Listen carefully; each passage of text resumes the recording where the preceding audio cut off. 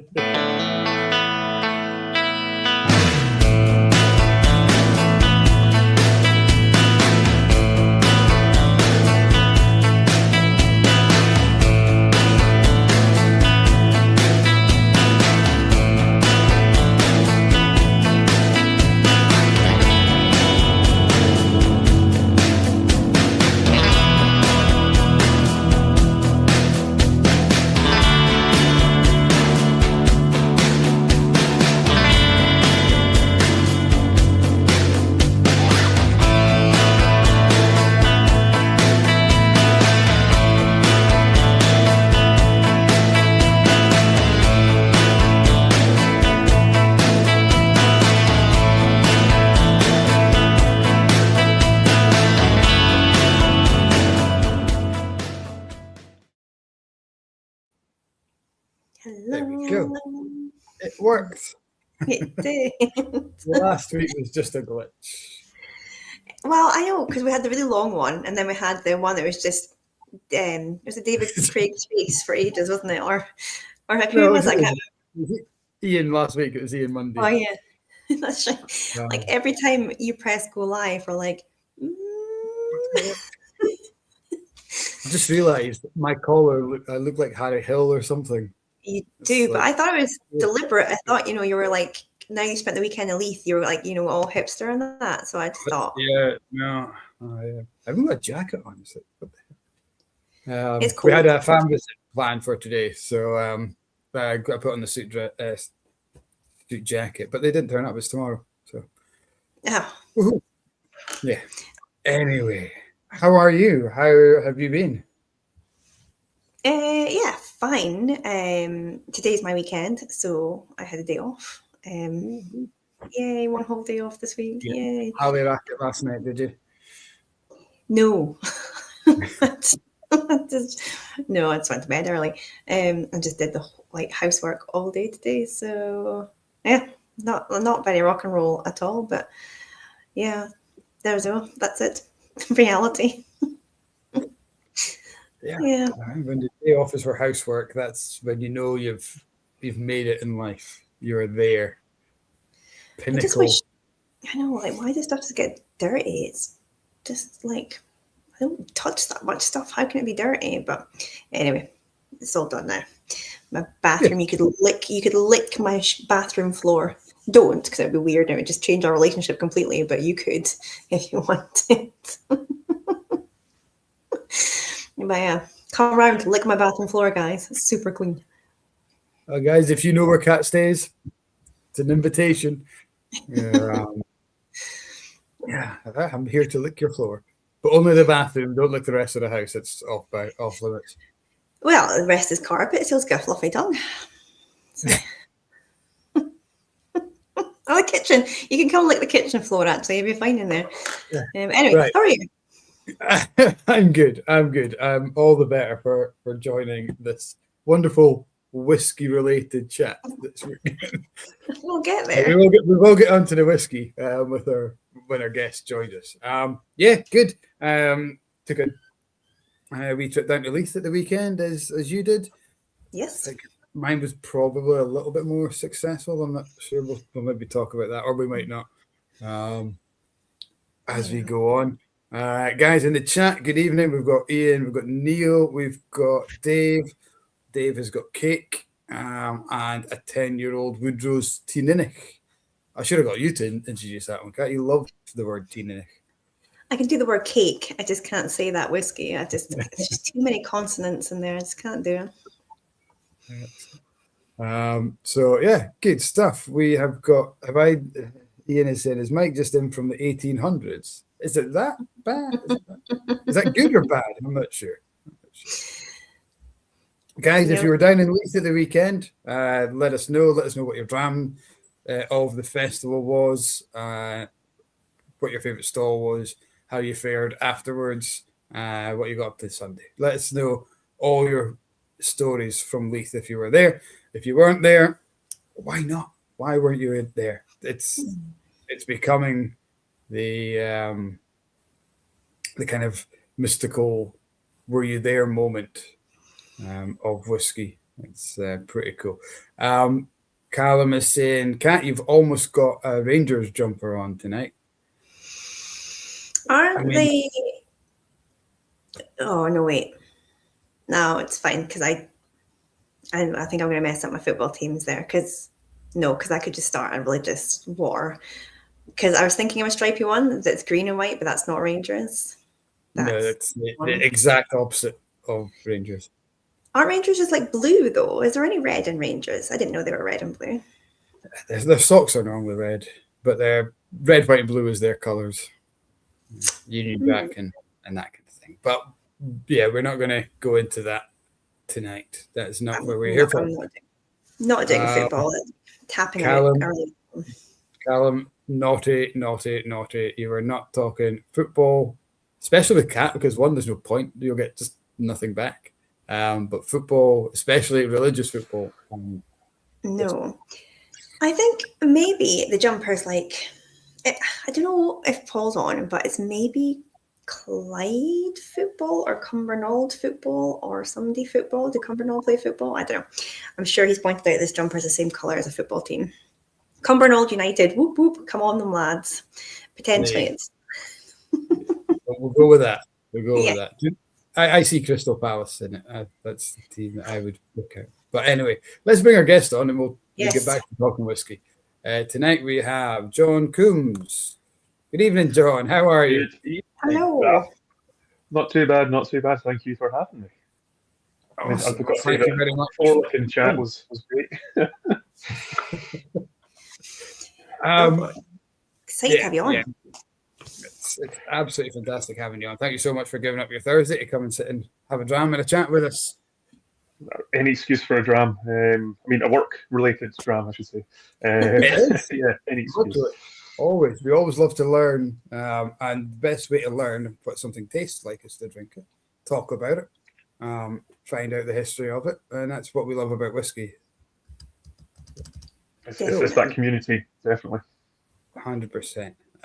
Just before we move on, we have the man himself, David Sturck, is just saying good evening. Good evening to you, David.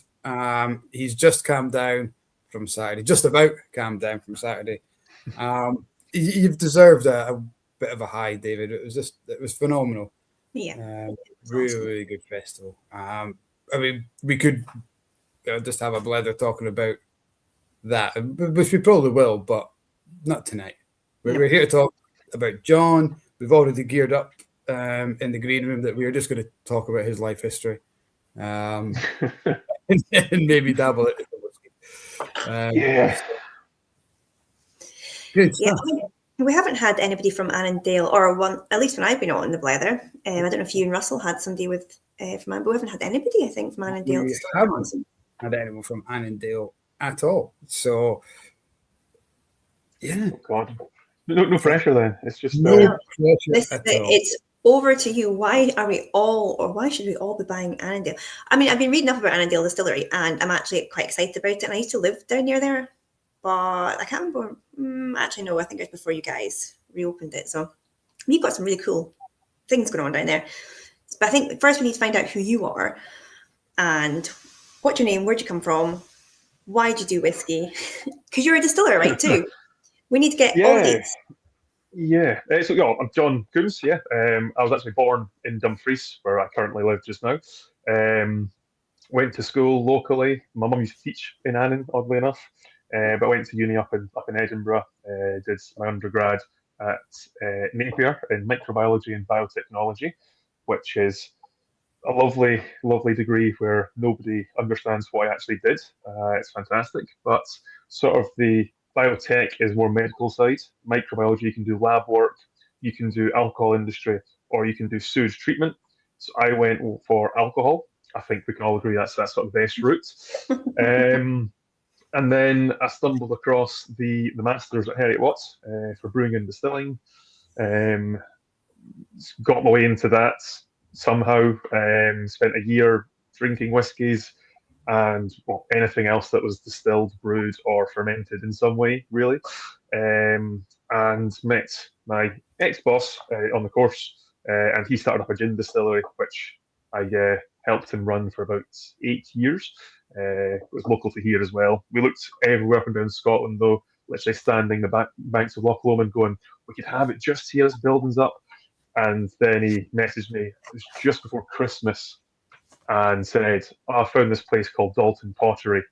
And fun fact, I went there in primary school, and Mum still has little clay things I made in primary school in the house. So yeah, it was a bit of a shame. I wanted to sort of explore the world a bit more, get away more Scotland. It's like, nope, you're going right back home.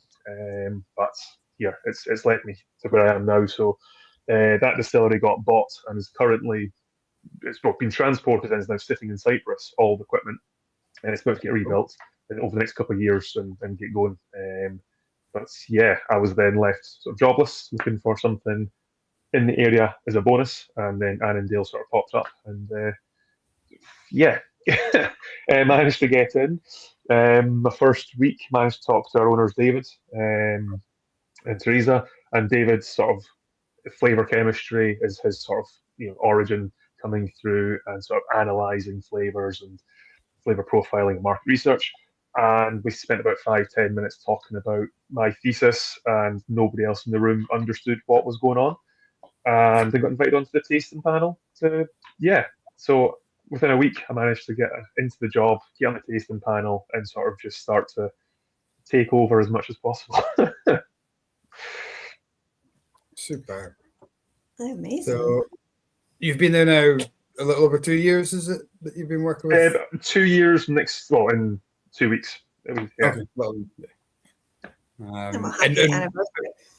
yeah, it could be an anniversary pretty soon. Have you always, did you go into the role you're now in, or very hands-on role?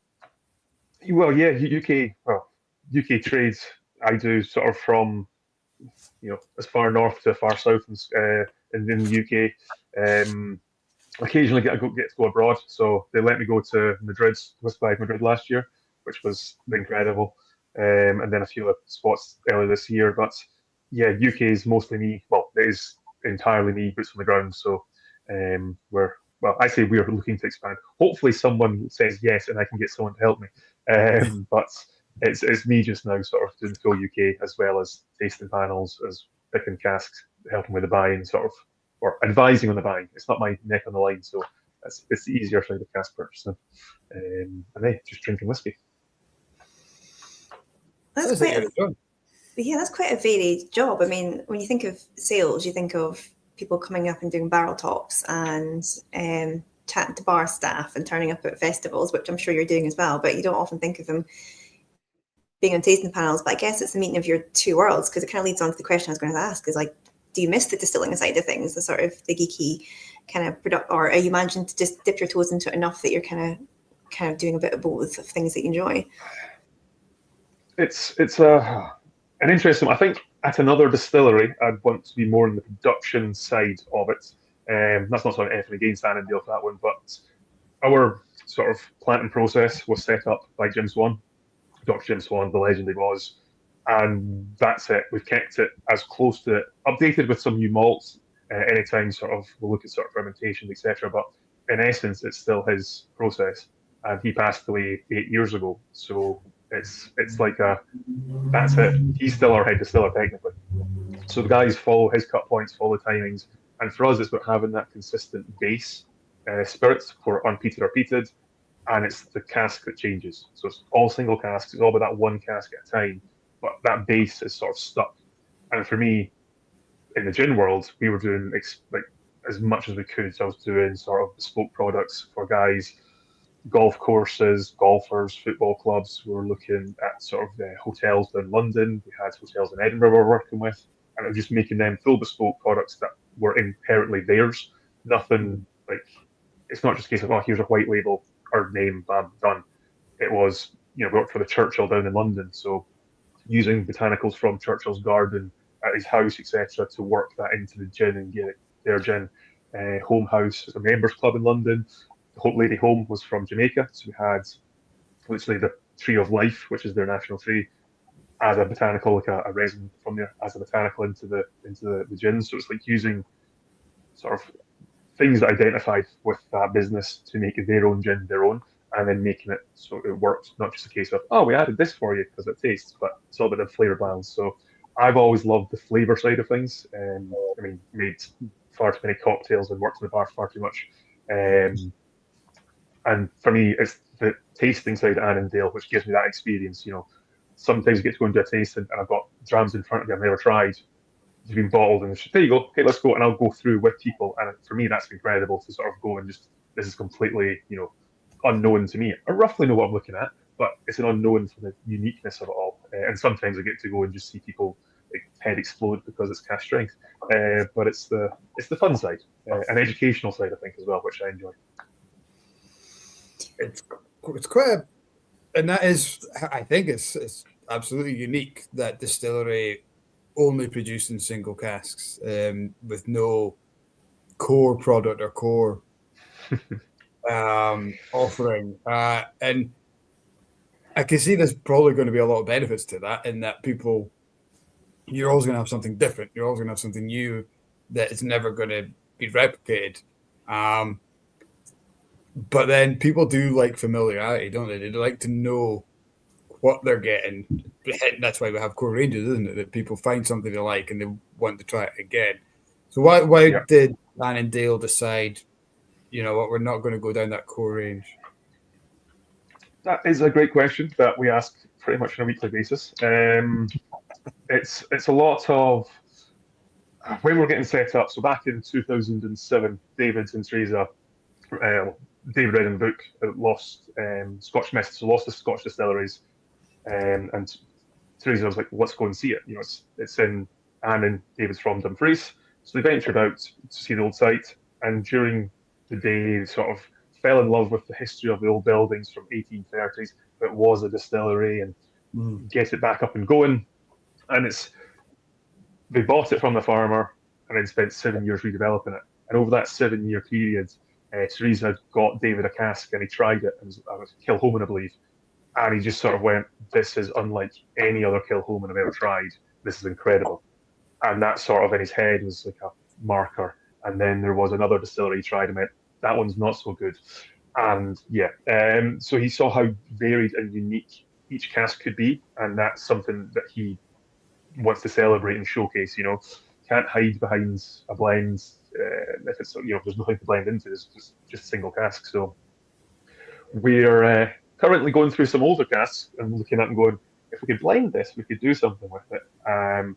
But it's very much no, we're not allowed to do that inside. It's that journey of one cask, see where it goes. But as you say, we get to experience so much more and varied things.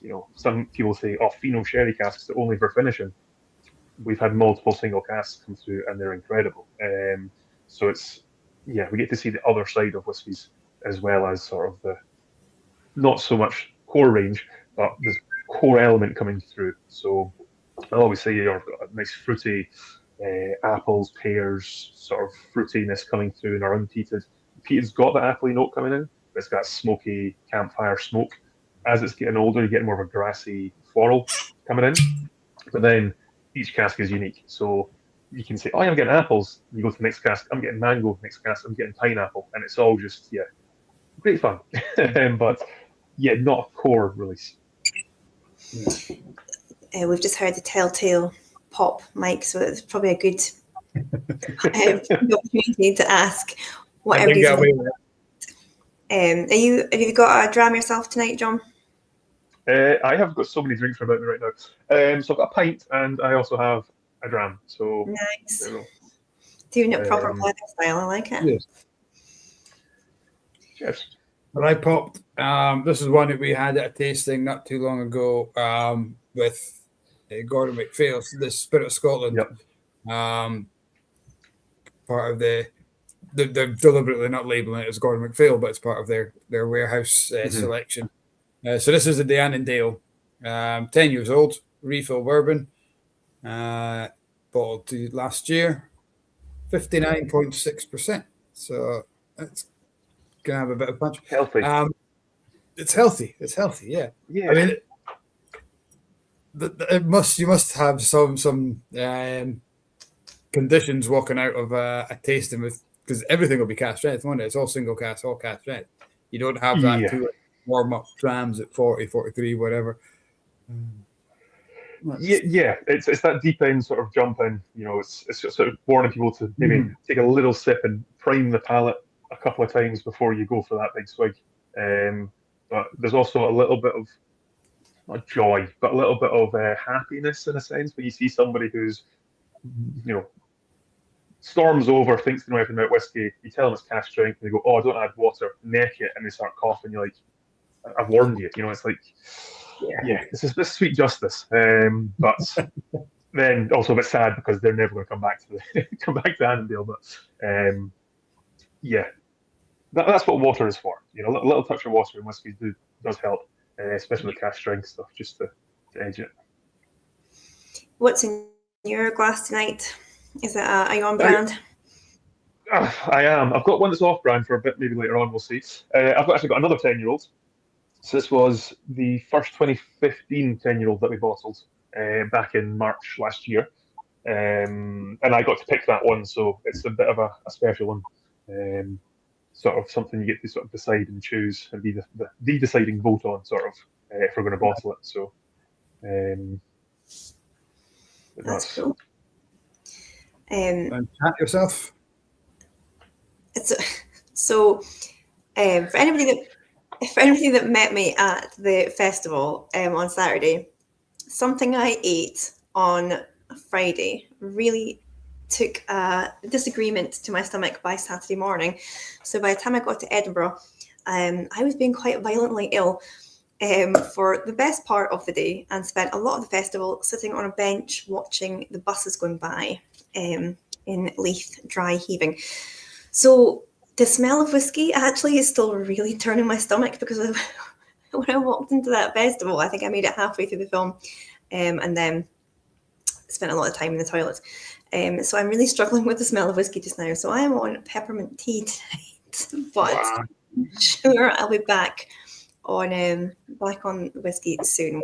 I'm kind of on a kind of white foods, kind of ease my way back into food just now. I think it's like a sort of I don't know, it's like a fight or flight thing, isn't it? Once you've been sick and stuff, like that's like, you'll know from maybe your science, but it's like that sensory connection between like being sick and like the last thing you smelled.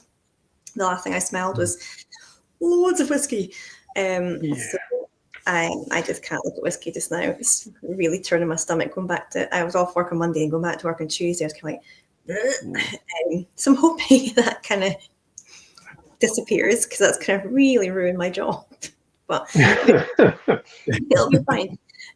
So yeah, I am just on. I'm pretty much living on honey Cheerios and peppermint tea just now, but it's all good. So yeah, I'm not drinking whiskey just now.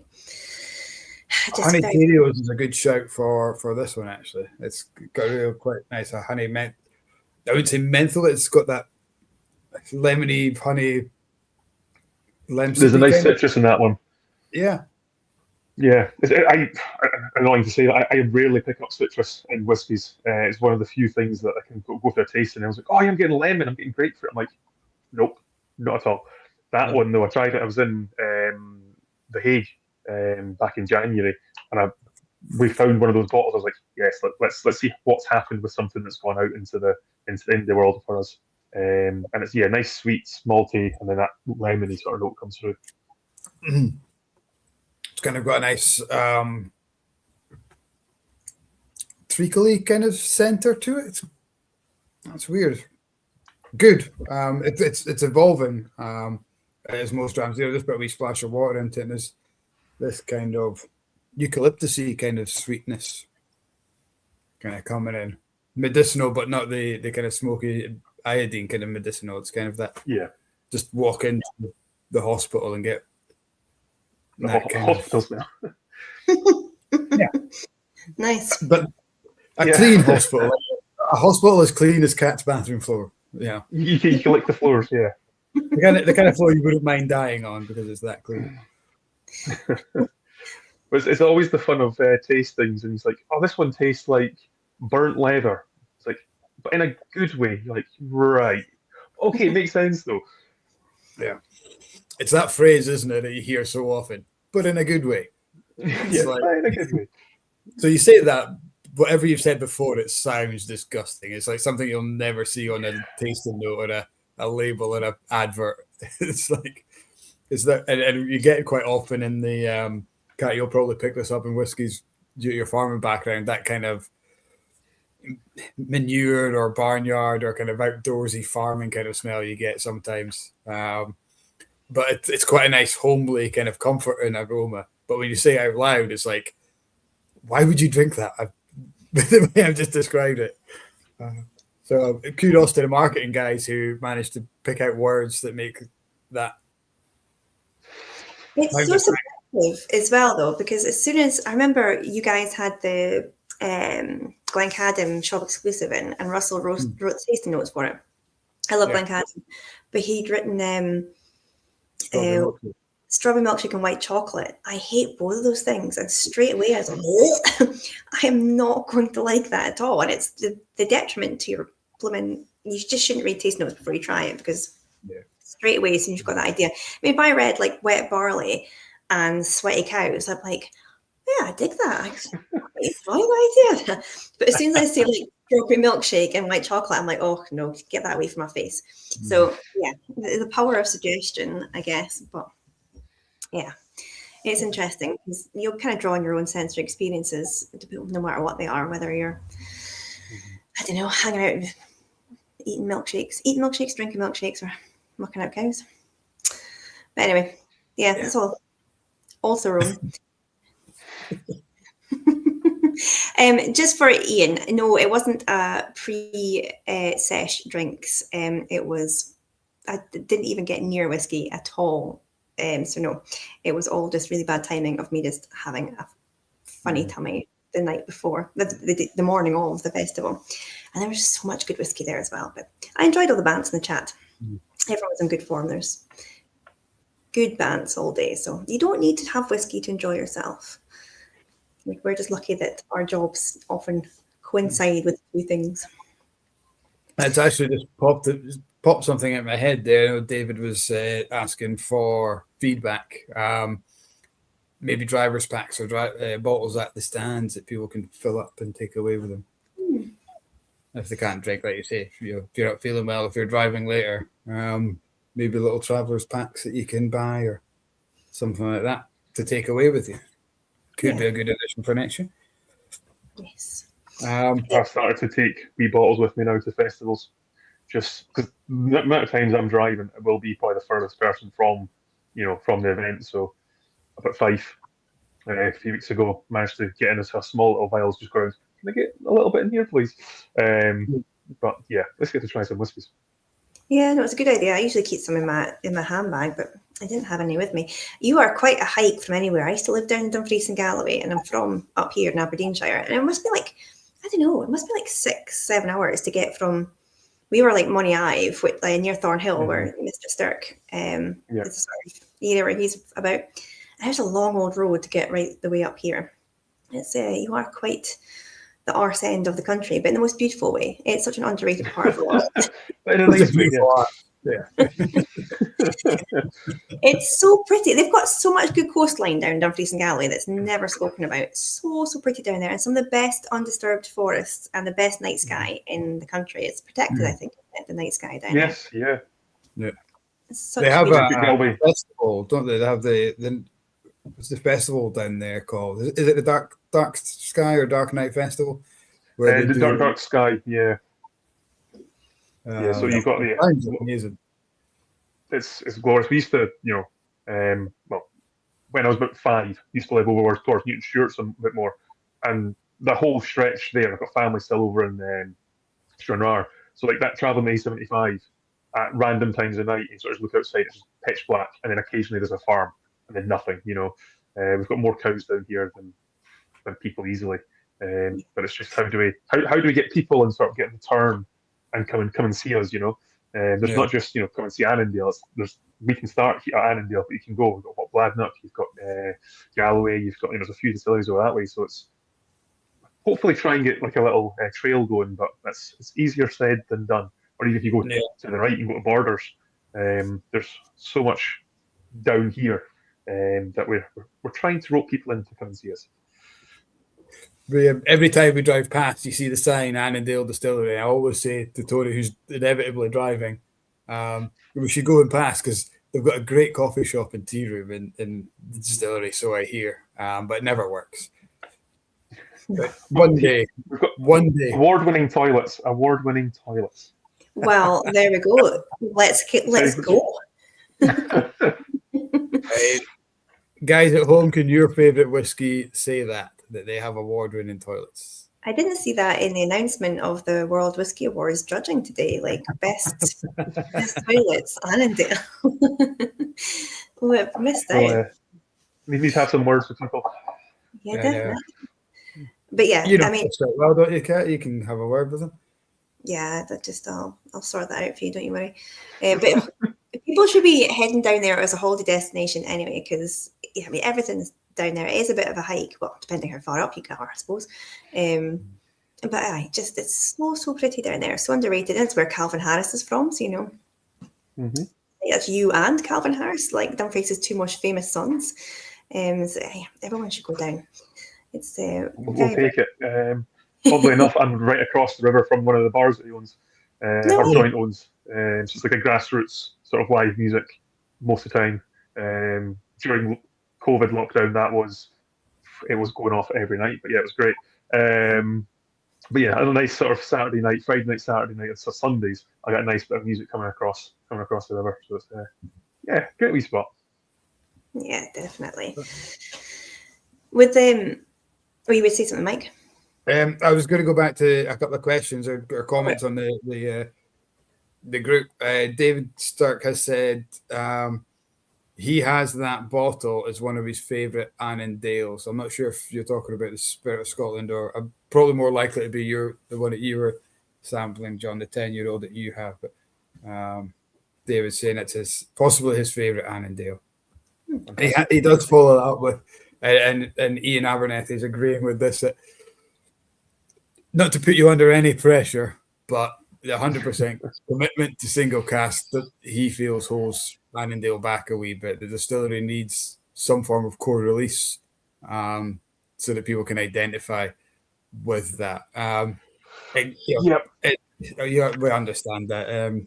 It's definitely, for me, it's the ways you can go against it. If we were the same as everyone else, we're just going to have whiskey on the shelf.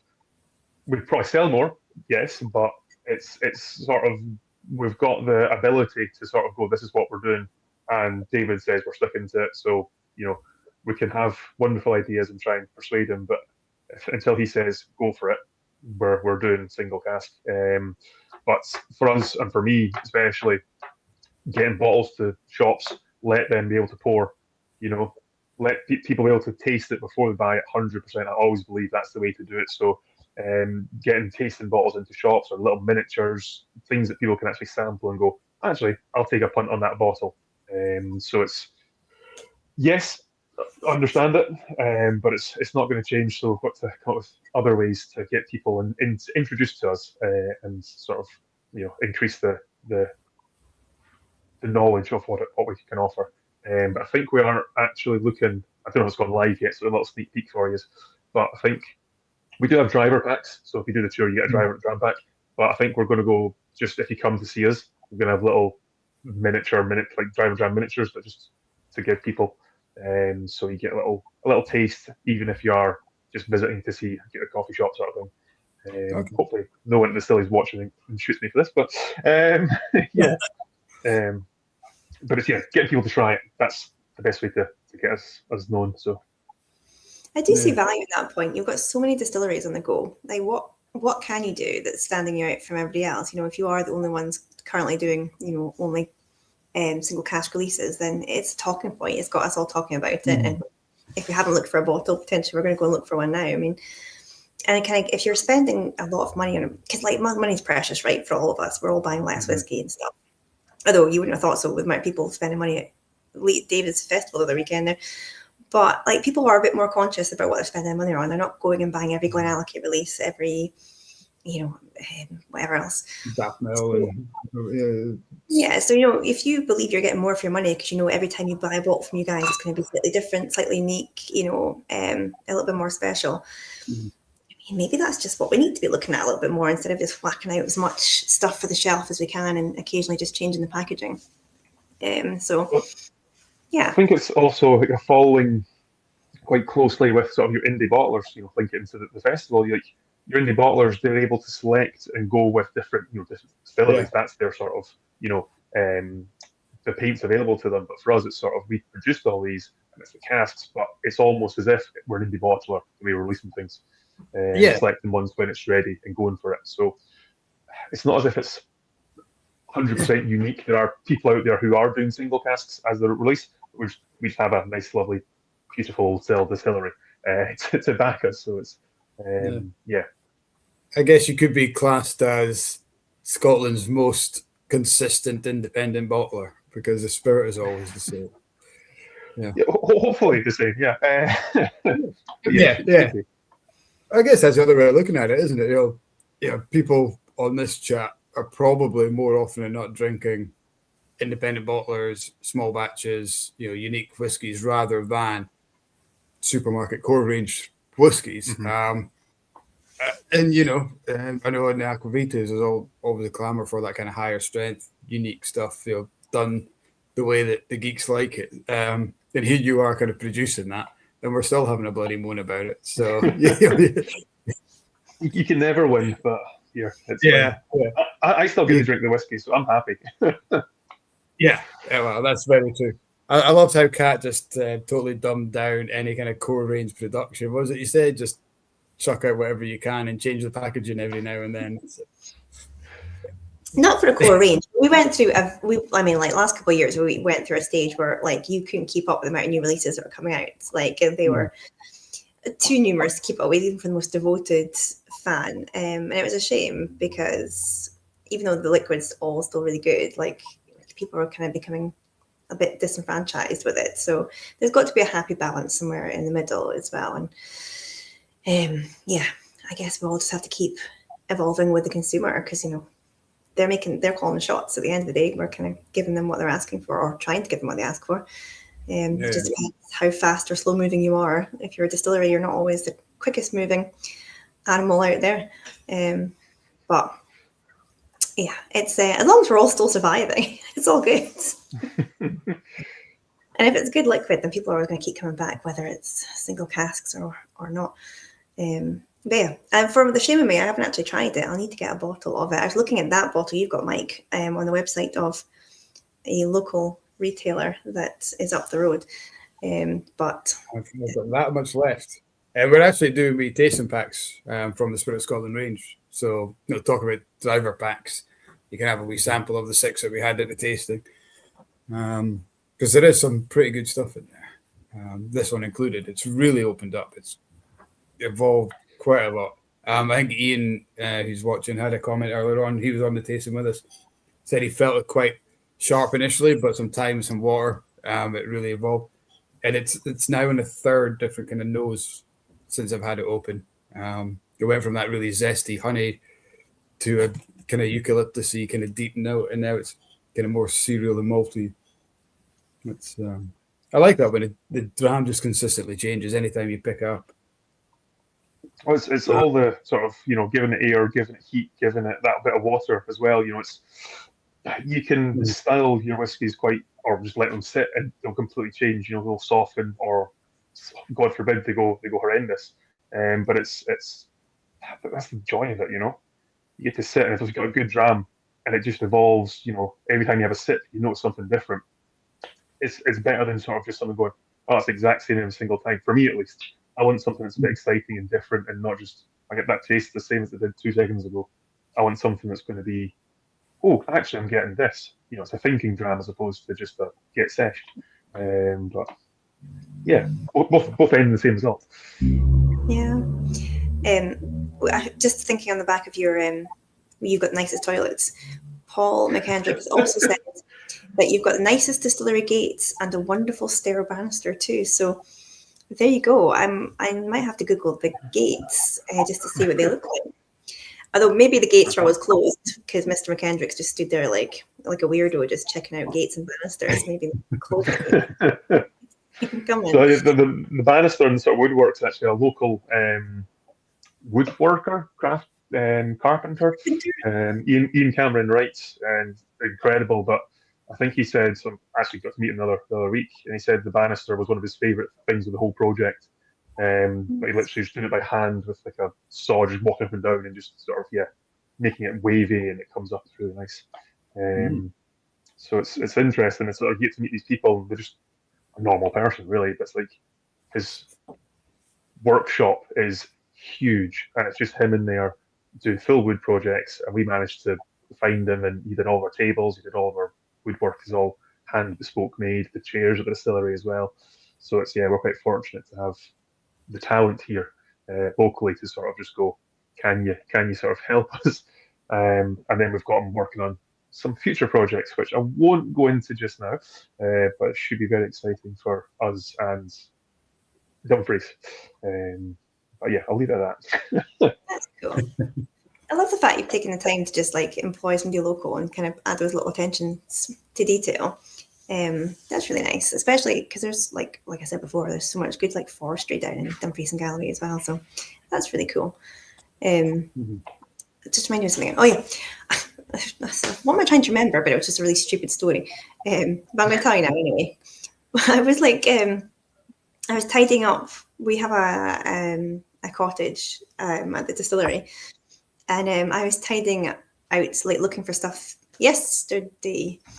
And I found this little collection of photographs, black and white pictures that somebody must have done at some point, that maybe used to be in the distillery years and years ago, in the back of this cupboard. And I found that I was looking at this, it was like black and white picture of this. I couldn't identify what it was. Like it was obviously some sort of machine in the distillery. I was like, is this some sort of like really old fashioned 1970s type like machine that I don't understand? Like I don't know what it's for. So I found one of the production guys and I was like, what is this? Like, what did he use it for? And he's like, well, firstly, you've got it upside down. So he turned it around. He's like, that's the Hoover. So I was like, so some sort of, I don't know who's done these because there's like really random photographs. It's a broom and there's like a fire extinguisher, but somebody's just taken like a close-up photograph in black and white of the Hoover hose. And this is why I was thinking of it, because it's underneath that spiral staircase, Mike, that we've got in the mill room. Victorian engineering in a spiral staircase. I stood for ages with this picture thinking, what on earth was this? What did they use it for? Still the same bloody Hoover we've got this day. They probably took the picture of it 20 years ago. I felt like such an idiot. But anyway, yeah, you always find these little hidden beautiful things in distilleries. So it's like distilleries are this kind of like nice mashup of like in factory engineering and like pretty, and I quite like about them as well. Anyway, that was my random stupid story. What I was looking for originally was Paul's original question further up. I got distracted by his love of your banister, which sounds a bit weird. Paul, you're looking. We've got Michael Dudley's watching on Facebook. He says, Annandale, the hidden gem in the whiskey world. Oh, nice. From Michael. Excellent. Good to have you on, Michael, listening in. And we have Greg from the Water of Life saying hello. So, hello, Greg. Good to have you on. Film. Okay. Once again, it was a very good film. Sorry, I've just found this question. So, as one of the first established of the new wave of lowland distilleries, how does John feel about the sheer amount of distilleries that have popped up recently and competing with them? Burn them all. No. Burn them all. And that's how you cancel. No, it's great. It is great. I get the joy, go to all these festivals, get to meet everyone as well, and we get to, we're all going through the same sort of journey, just taking a slightly different route. And they're good people, good whiskies, good people. Some of them, we've got worked with like Dr. Jim Swan, so you've got like a cousin relationship there. Some of them was like first distillery managers that went on to other places, Lindor's there. Distillery manager shared links. So you've got all these small, like Locklee, it's all these small places that we all have a shared sort of community of people who work there or you meet through it. And it's great, The Lowlands needs a lot more attention. It's the old historic view of it sort of just being grain distilleries, ladies of the Lowlands, it's light floral. There's two distilleries that do triple distillation, I think it is, down here, and the rest it's whatever it can be, we're not just sort of light, soft, fruity notes or floral notes. We've got sherries, we've got peat, we've got everything. The Annandale historically back in 1830s was a peated distillery. So even in those days, the sort of it's all light and sort of soft and airy flavors. It's like it didn't exist back then either. So yeah, it's all marketing.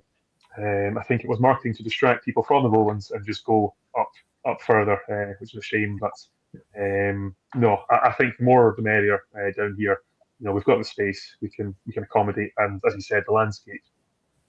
A wee distillery here and there does fit it quite nicely. So yeah, I think that's really what's helped the lowlands grow, is that there was so few 20 years ago, and there has been that room, and more recently the demand for that, and now, as you say, listed a great number of them, and more on the way.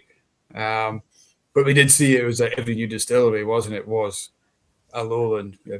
Probably kicking off with Daft Mill was probably. I know it didn't release anything till 12 years, but when that kicked off, then yourselves was after that, I think, and then Lindors, Lochley, Aberargie kind of rolled in after.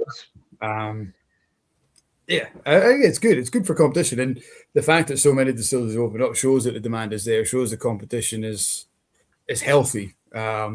You'd be probably more worried if one new distillery opened to compete against. You want that because people will visit the area now and do a little lowlands tour, which, say, 20 years ago there was no, Glasgow, Edinburgh. Two stops, and that was it.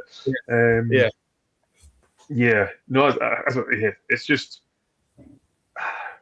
I mean, I've got a couple of people maybe you meet, and how many, almost 10 years I've been doing this sort of stuff, or 12 years now.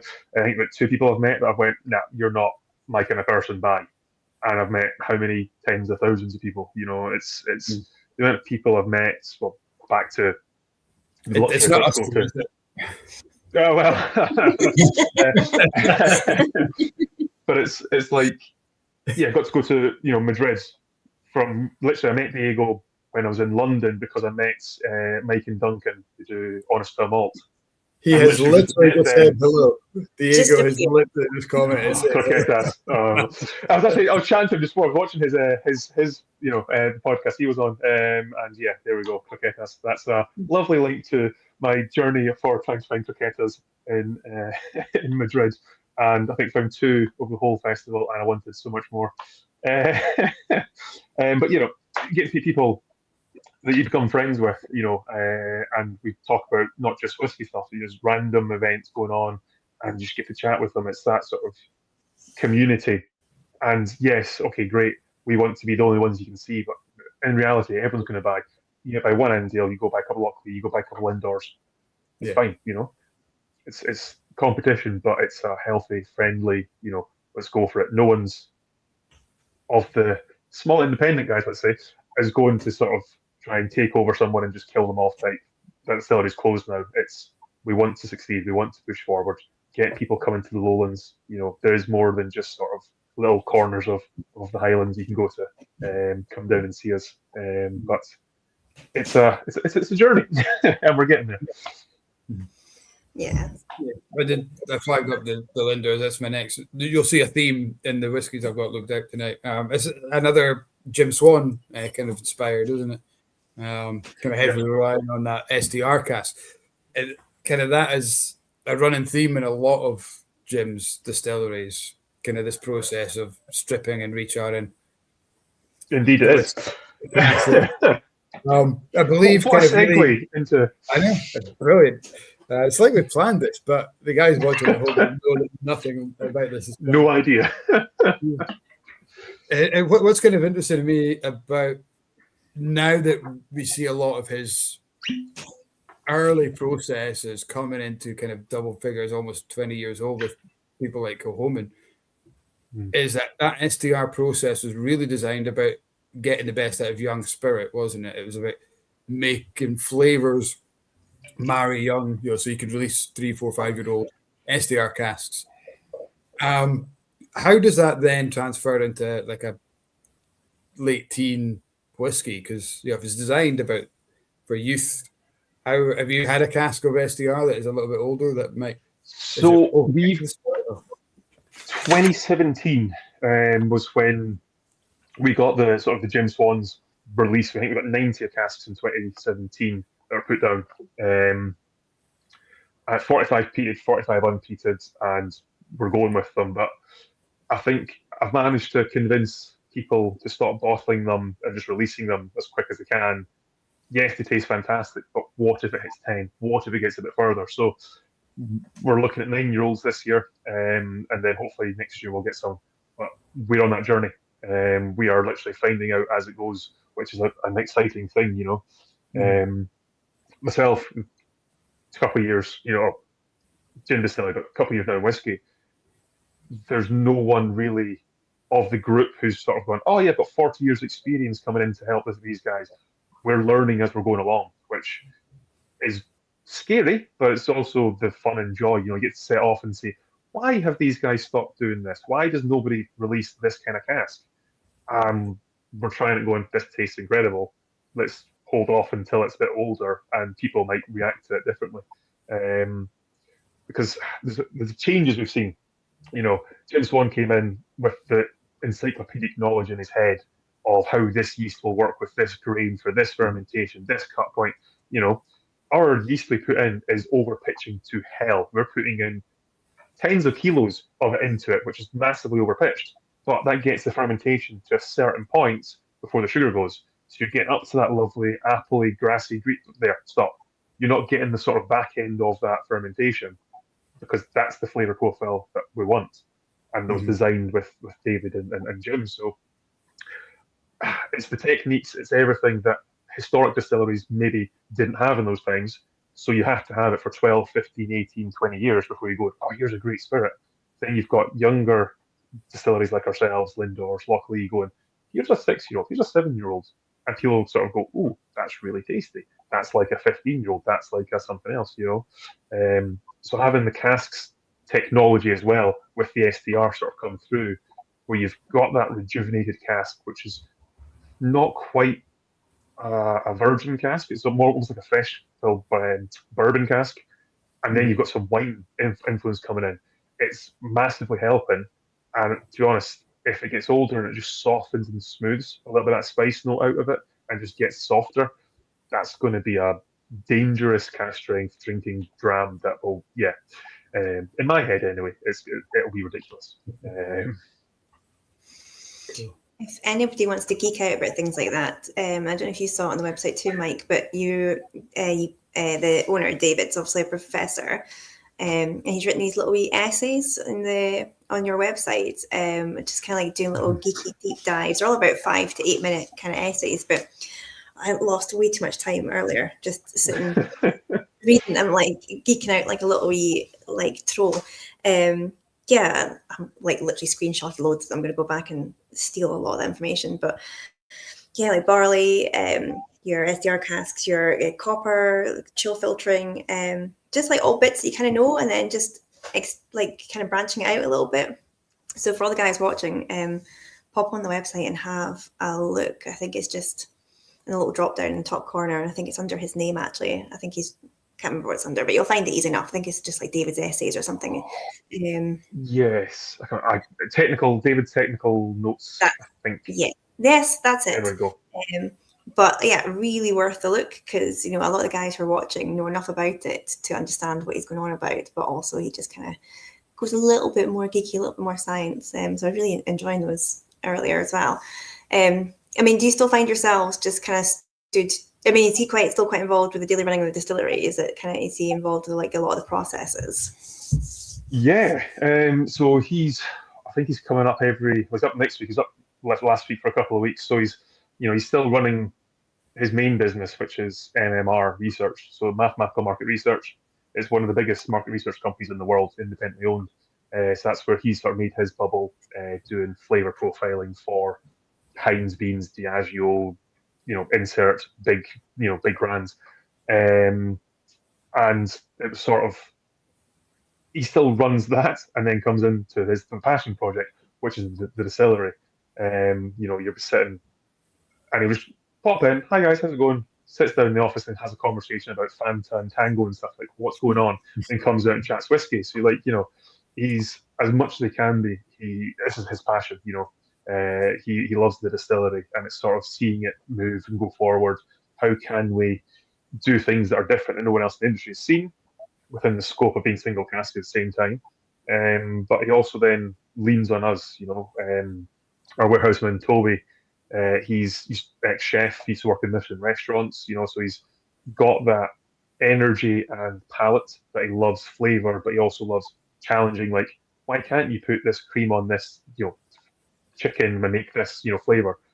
And he's now looking at casks, going, "What if we did this and this to a cask, and then did this and that?" And you're like, "Toby, sounds great. Do it. Ask Dave and see if he'll say yes." And most of the time, Dave will sort of stop and think. And you're like, "Is it yes or no?" And it's like, "That'll work. Yeah, go for it."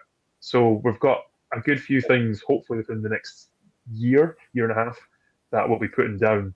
But the joy of whiskey is it's at least 3 years, most likely 5 or 7 for us before we actually see what's going to go and happen with it. But it's hopefully worth the wait. See what's coming. It sounds like you're all sort of like a sensory type background, like you just like a little palace of flavor, like whether it's chefs or like you with your degree or David as well. Like you really can't get it wrong. If one of them does just taste shite, we're like, well, they're all what's gone wrong there? Yeah, well, it's great having David actually. So when he's up, he's coming to the tasting panel, and we've been looking at some of the early 2014 stock that was like this was the first cask going down. And I think it was in April, up until April, so it was November 9th up until April, we used another provider of malt, and the peated wasn't consistent, it just wasn't hitting right. So some days it was, say, like a 90 ppm, other days it was a 5 ppm, you're like, what's going on? And literally when they take from the silos, it wasn't getting mixed through, so it wasn't being like consistently blended through, mixed in the malt. So when we put it through our hopper, and then it was just coming through either all or nothing. But having David to go and say, "Oh yeah, I remember that one. It was December, and this one," you're like, "How do you remember that firstly? And how do you remember the? Oh, it was really cold that week." And it's like, how does he have that knowledge in his head, like just there? But it's valuable having his sort of insight going, "Oh no, that was the week that this thing broke, so we had to change from that steam generator to get something in to replace it. So there was only 5 casks that week instead of your all 40. Like, okay, great. But now we're trying to learn how does that affect and change, and what's the pass on now coming through to us. So yeah, it's great fun. Annoying sometimes, and if something is bad, I'd say generally maybe one person. I think just now in the tasting panel we've got about 8 of us, and if one person might say, "Oh, I really like that one," and everyone else says no, it's sort of a, what's wrong with you? I've done it before. I've had a coffee, sat, took a sip, tried the whiskey, and of course I got picked first. And I was like, "Oh, I'm getting red berries, strawberry laces. I'm getting, it was just bright red fruits, and then it was sweet, honeyed." And everyone just looked at me like, the next person, like, "I'm getting sweaty. It's like a rugby changing room. It's grass." It's like, oh God. Every person agreed. And I was like, "Okay, guys, yeah, okay, sorry, it's me." And then I went back at the end, wash the palate and tried it again. It's like, "Okay, no, I understand. I'm sorry. I tainted my palate." But it's, yeah, you learn. The rest of the day. Oh no, it gets brought up a lot though. Yeah, I won't live that one down yet. Yeah, I mean, I'd kind of be freaked out doing a tasting panel, especially if you were first. But then, what's the dynamics of a tasting panel? You're literally all in a room and you're just voicing your opinion first. Is that not like kind of maybe influencing what everybody else? I mean, obviously they've already got their. Go on. So we've got our sort of the process. We worked with some of the MLR team, and the head of their sort of flavour profiling came to see us, help us work out how we do our process. And it's like, okay, so this is what we're going to look at doing. So we take it cask strength. You take your nose, swirl it 5 times, nose it, write down what everyone gets in silence. Then it's the colour. Then we add 5 ml to bring it from about 60% to about 46 in a 15 ml sample.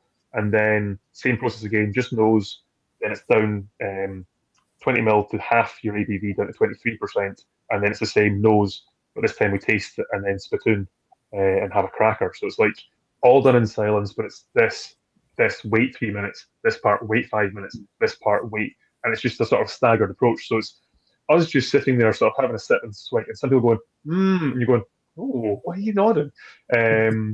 But we do that sort of in silence for about 12 minutes it takes roughly, and then it's a pick person go through. But we're lucky to work with Keith Law, who's ex-Diageo blender. So he's always on the screen sort of to the side, and he's thankfully, you'll say occasionally, you'll say sort of like, oh, I'm getting this grassiness, I'm getting that leather, getting green, and Keith's going, I'm getting that, I'm getting that. I'm getting like, oh, he agreed with me, thanks. It's a win. And then other days you're sort of, as before, you're going, I'm getting this, and he's going, I get spice, I'm getting this. Like, oh God, no, it's happened again. But There's generally, nothing better than somebody above you getting the same Yeah. note, and you're just it's so good. yeah, it's also like, look at me, and you're like, everyone's like, oh, you're a prick. But it's silence, and then one person at a time goes round, and then we score it. So we do balance, we do complexity, and then suitability to bottle. Something we're going to go with the first two is like, but what if something's not complex, but it does balance very nicely? You'd want to bottle that because it may be basic in some eyes, but that's still that one cask is giving you something just so there. Everything's just available to you and you can drink it. Mm-hmm. Whereas most people go, oh no, it has to be 9s and 10s across the whole, like all of them. You're like, no, you can have something that's not complex, but it's balanced so well, it just works, and you want to bottle it. And so we've added the third section in, just sort of, if it's an 8, 9, or 10, we look at it again for bottling just to sort of move forward. Anything afterwards, it's, leave it, give it more time. As Keith is sort of trying to guide us as well, it's what is the cask going to give you? What are you expecting it to do if it sits for another 6 months, 9 months, 12 months, and we're just going, get better? It's like, what flavour is going to be there? What's this? So you're sort of having to step back and go, right, Keith, we think this will happen. What do you think? And he's going, that could happen. You're like, could? It's like, yeah, it's all single cask. You're like, oh, for God's sake. So there's no right or wrong answer, really, apparently. But time is the fourth ingredient, So we're hoping that some things will just either soften to a place where it works, or the wood notes get more sugars coming through, or you get some more of the sort of lignans coming in, get a bit more spicy, or something happens. But it's a bit of that sort of cross your fingers and hope. But thankfully, it's very rare that we find something we go, oh God, what do we do with this? Who can we sell this one to and just hide it? But no, it's very, very rare. And yeah, that was going to be my next question. You are just working with single cask. I mean, because we've heard from a couple of folk that have been on, sometimes you just find for no rhyme or reason, maybe the wood wasn't good or there was a funky note in it, and it just never gets better. I think it was Mark Watt that said he kind of changed something into about 5 different casks and it just got progressively worse. There was nothing he could do with it. I guess these are rare, but you're playing with greater odds with you guys because you are limiting yourself to, what if you've got an off one that's not going to get any better? It's just kind of relegated to the corner, just in the naughty corner. Like, what would you do with it in that situation? Or can you just sell it to like Paul McKendrick and get him to put it in I'm not going to name anybody to say it's yeah. So we as Annandale, the main sort of man of words, man of swords, it's all single cask castering. We do a little bit of white labeling stuff. So not saying we put our bad things into that, but we do white labeling, and we also sell to your big boys who can just chuck something in and it's like you won't even taste what that was. It's just a bulk agent. So that's a potential. Give it another 5 years, get up to 15 or 20 or whatever it is, and then it's just a bulk smoothing agent. It's not there for a flavour profile. That will get masked by something else. Or we look at what we're doing. We've had a couple of chats, I probably shouldn't be going too much into that, about what we could do. Obviously it's not going to be vatting or anything like that.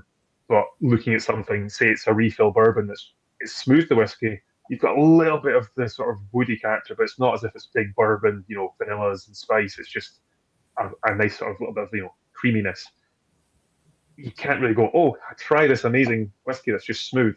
People are just going to go, there's nothing there. There's no impact or flavour. So what can we take that? Could we put that into a finishing cask and just one cask into one cask and do that. Tell the whole story.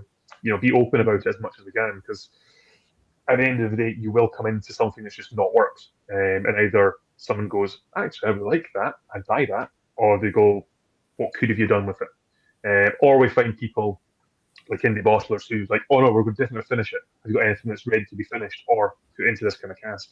And saying, well, this refill's not really done much. Here's a sample of it. What do you think? We don't like to do blind selling.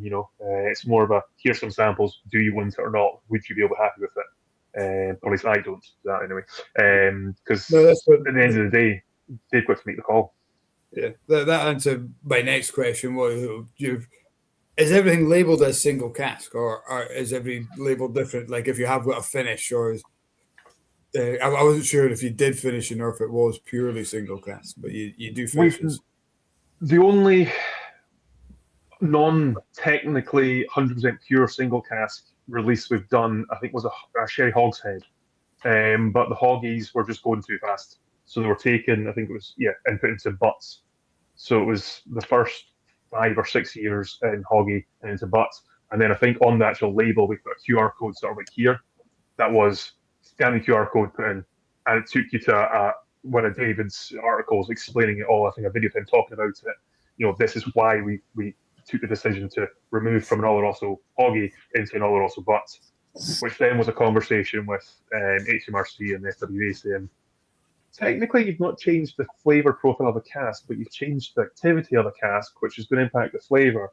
And it's just, what can we call it? What is the name of that? So, just be honest and open. If we try and pull the wool over people's eyes, it will be found out and people will get it. So why risk it? Just say, well, this one's a bit different. It's something from us we've had to put into another cask because it was going too fast. And if people say that we're not doing what we're doing, where 99.99% of everything else we release is 100% single cask, then we'll just have to take it on the chin. Fair. That's interesting. Good answer. Jesus, thanks. Don't ask me again. I won't remember that word for word. Well, luckily for you, it's recorded, so you can watch it back in about an hour's time. I still won't remember it. That's the worst thing. I would say we'll give you the transcribe, but it never comes out. No. It's and it also makes me think of Diego, if he's still watching. He came to do some sherry training for my team at the distillery, because I was putting together like a new like a sherry kind of maturation experience at the distillery. And I can't remember what I called him or what I'd said to him, but when the team were watching it back, they kept asking me, why did you call that guy Sponge Face? And I'm like, I didn't. But I can't remember. So now I just call him Sponge Face. But whatever it was I said, obviously wasn't Sponge Face, but like it clearly says in his transcribe, hello, welcome, Mr. Sponge Face. And I'm like, I didn't That is getting sent to him right now. Thank you very much. He's not going to thank me for that. But it's like when the previous person that used to do this chat, Russell, every time he said Oloroso, it used to come up on the subtitles, Hola, Russell. So like it's just, it just never ever comes out exactly. Oh, it's not going to show, is it? It's just put laughing emojis.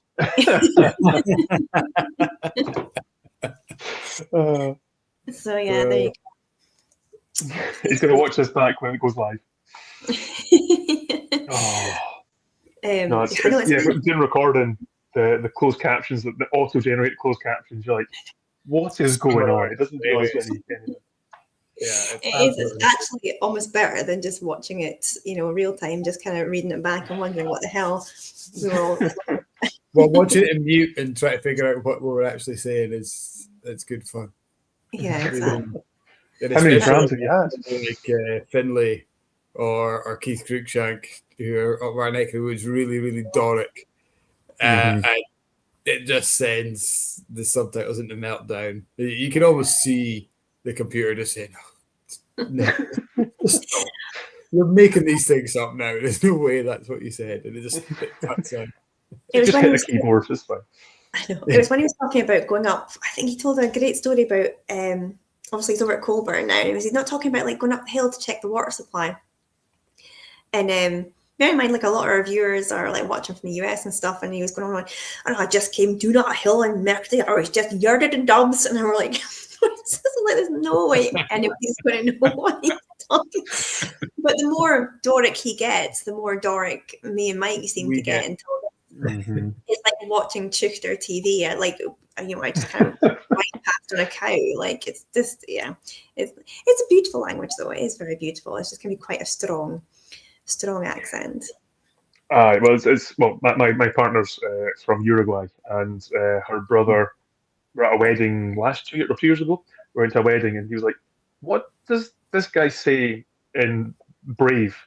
What is going on?" I was like, Yeah. "Do you understand?" He's like, "How?" I was like, "No." But yeah, he just could not understand a word that was going on. So like, yes, we translate it in the corner. My kids love that. When he goes up to like top of the castle, he's like, "Oh, I can see my hoose right here." I'm like, he definitely meant Yeah, exactly. Yeah. So I used to get so offended as a kid when I saw people from Aberdeenshire being subtitled on the television, and then like as an adult, I'm like, do you know what? Fair enough. You are. It was what was the show about the Peterhead Harbour, wasn't it? The fishermen. Yeah. It was all subtitled. It's like, even for the Scottish folk, that was subtitled. Yeah, I know it's yeah, but we've got words that have got no other like there's no English translation of them as well. I've got some really beautiful words up here. Curie's my favourite one. There's no proper. The closest one to that is hygge in Danish, isn't it? That's nice. Like the whole thing about curie is meant to be like that concept of like feeling nice about, like doing something that makes you feel good, like going for a nice walk in the rain and then pouring a dram and petting a dog. Like that's all curie, which is cute. I like that one. Anyway, I've done my usual and just started talking about stuff that's not actually whiskey related. But is Mike frozen, or is he just contemplating the world? No, he's still blinking. Contemplating. I think you were sitting really still there. It was really impressive. Sorry, It's a cash drive getting him. A message has flashed up from the staff, and it's locking up time in the bar. And I was like, You went to panic. I forgot to tell Jodie about that. But yeah, so I was like, yeah, sorry. I zoned out, but it was a professional zone out. No, it's fine. I was just really impressed. It's fine. Yeah, it was pretty impressive. You could just do that. It was very. You should should have said, "No, I've been here all the time." Yeah, it must have been the internet. Sorry. Oh, the internet connection, guys. Sorry. Yeah. Paul McKendrick had said that he will buy all the sweaty rugby changing room casks that you have. Well, there you go. That's a kink I didn't even know existed. But that's not a niche, is it?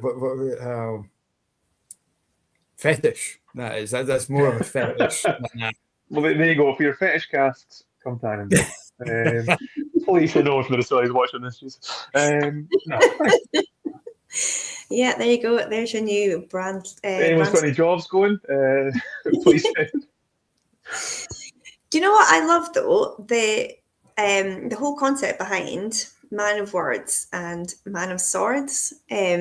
Because, and I don't know why I didn't know this, because like Mike, you literally used to have in the shop when I worked there. I didn't know it was to do with Robert Burns and Robert the Bruce. I absolutely love that as a marketing concept. That's very clever. I'm impressed with that. It's usually one of those, people love it or hate it. It's very much a Marmite. They just don't understand it, and you're like, hater's gonna hate, girl.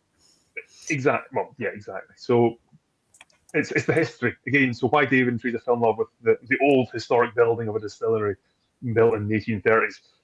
It's the history. We own the Globe in Dumfries, which is sort of where Burns is his favourite house, where he used to stay as he's working down here. We own a castle now as well, because we own a castle.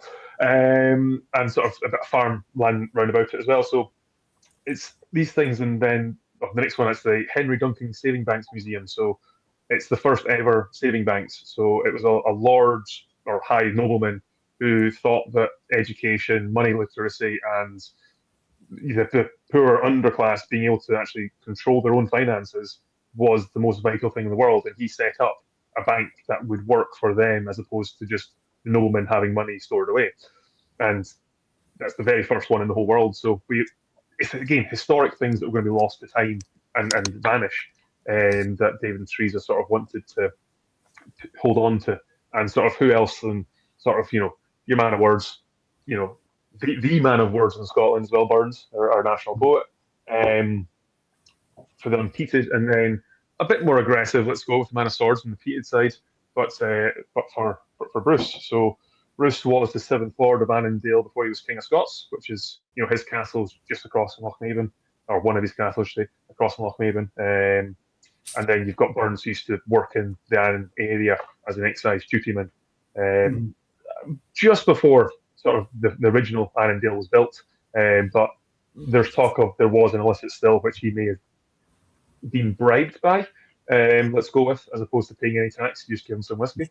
But it's very much the history of it and the land, what came before us and what was historic, although whiskey back in those days was a little bit different than what we have nowadays. Probably not quite as refined, eh?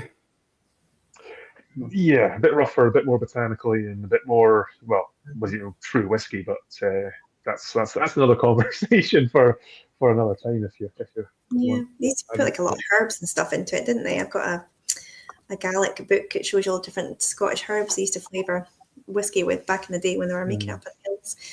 But yeah, I mean, I think nearly every Scottish town has got some sort of link to, or trying to have a link to, either Burns or Bruce somewhere along the line. But the fact you've got that obviously genuine historical connection, it's nice to kind of draw that in and highlight it too. It's I think it's kind of cool, because I think I always thought they were both called Man of Swords. I don't think I actually really noticed that one was called Man of Words till I was looking at them. This lovely, the word sword, if you move the S to the other side, it becomes words. So it was a marketing thing.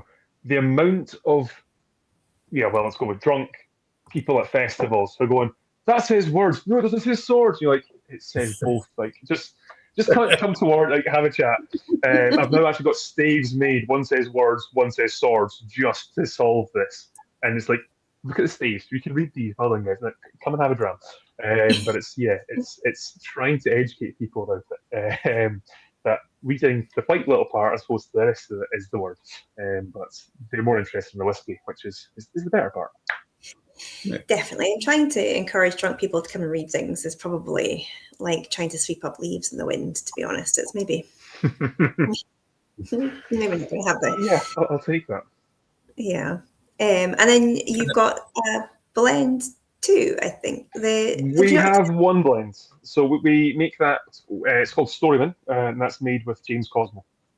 Yes. So, beloved actor, has been in everything that you've probably ever watched, or it's Brian Cox, and Troy. Both of them were in Troy. So, James, they were filming Outlaw King, which was on Netflix, and they were filming. That was an yeah, it was Chris Pine. Of all the Scottish actors, Chris Pine came through. But thankfully, James Cosmo was there to bring a bit of Scotland. But in the area, visited the distillery. I think he got chatting with David. Went away and came back and sort of had could you make me a whiskey? And I think David went, the girls can get you something. What you asked, we'll get something from the balls here. I was like, oh no, can you make me a whiskey? And yes, Storyman was born over about 5 years, back and forward correspondence, giving samples, and he finally, we got down, sat with him. Here's 5 samples. First one, no. Oh, that's it. That's my Storyman. Done. Recipe number 3. So yeah, it's his sort of love of whiskey is you sit with your friends, you sit with your parents, your grandparents, and you tell stories. You talk about life. It's all about the connection that we all have, and whiskey is one of the best conduits sort of to bring people together. So for him, it's that sort of what is the tying thing for everyone, and lets you share the story. So I've heard his life story multiple times now, sort of him on stage and hearing it, and every time it's generally the same, but there's little rabbit holes he goes down, remembers. His dad was an actor in London. He's like, I was sitting talking with Sean Connery, and he's like, how the Jesus did you like? So yeah, it's incredible man to sort of meet, and I'm very thankful we're able to work with him. But no, I can say there's what's in it. So we have 78% of it is our whiskey. 8% of that is a peated refill and fresh fill bourbon. The majority is made up from refill and fresh fill bourbon, and there's some SDR in there as well to get a bit more fruity red berry notes. And the last 22% is a high malt grain blend, which means 90% of that 22% is actually malt. And that last little bit is grain. But technically, because there's a bit of grain in there, it's a blend. But that's just for the smoothing, sweetening factor. But it's a high, malted blend. And obviously, there's some Annandale in there. Yeah, so 78% is Annandale. So it's got some lovely flavour.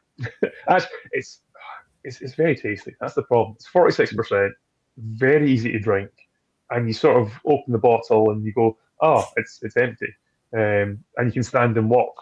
As opposed to when you open one of the cask strength ones, you sort of stand up halfway through, going, oh Jesus, how much have I drank?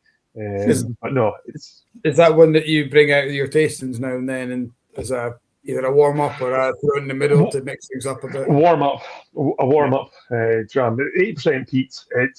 You notice it at the back, but it's never going to taint. Like, I don't actually find our peated whiskey to be overly sort of tainting of your palate or ruin your palate in any way. It's very much you can go back to unpeated and play back and forth with it. So it works for me at least, and most people try it.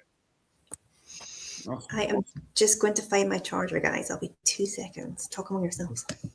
No problem. I like it. Greg from the What I Like film is still watching. He says this is going back to when we're talking about the accents. He says he'll watch it all day long and get 10 to 25%, but he'll still listen. That's great. I love it. Worse is I still get caught up in accents. There's a line, like, I don't know where it is. It's after Pelockery going up. There's a line when the accent for me I'm like, I'm sorry, can you repeat that? Even going west of here, I get caught up. My dad's from just like Glasgow. I'm from Dumfries. He can understand. No chance. I think I've spoken about this before, but my dad is from a town called Riney, which is in the middle of the Cabrach region.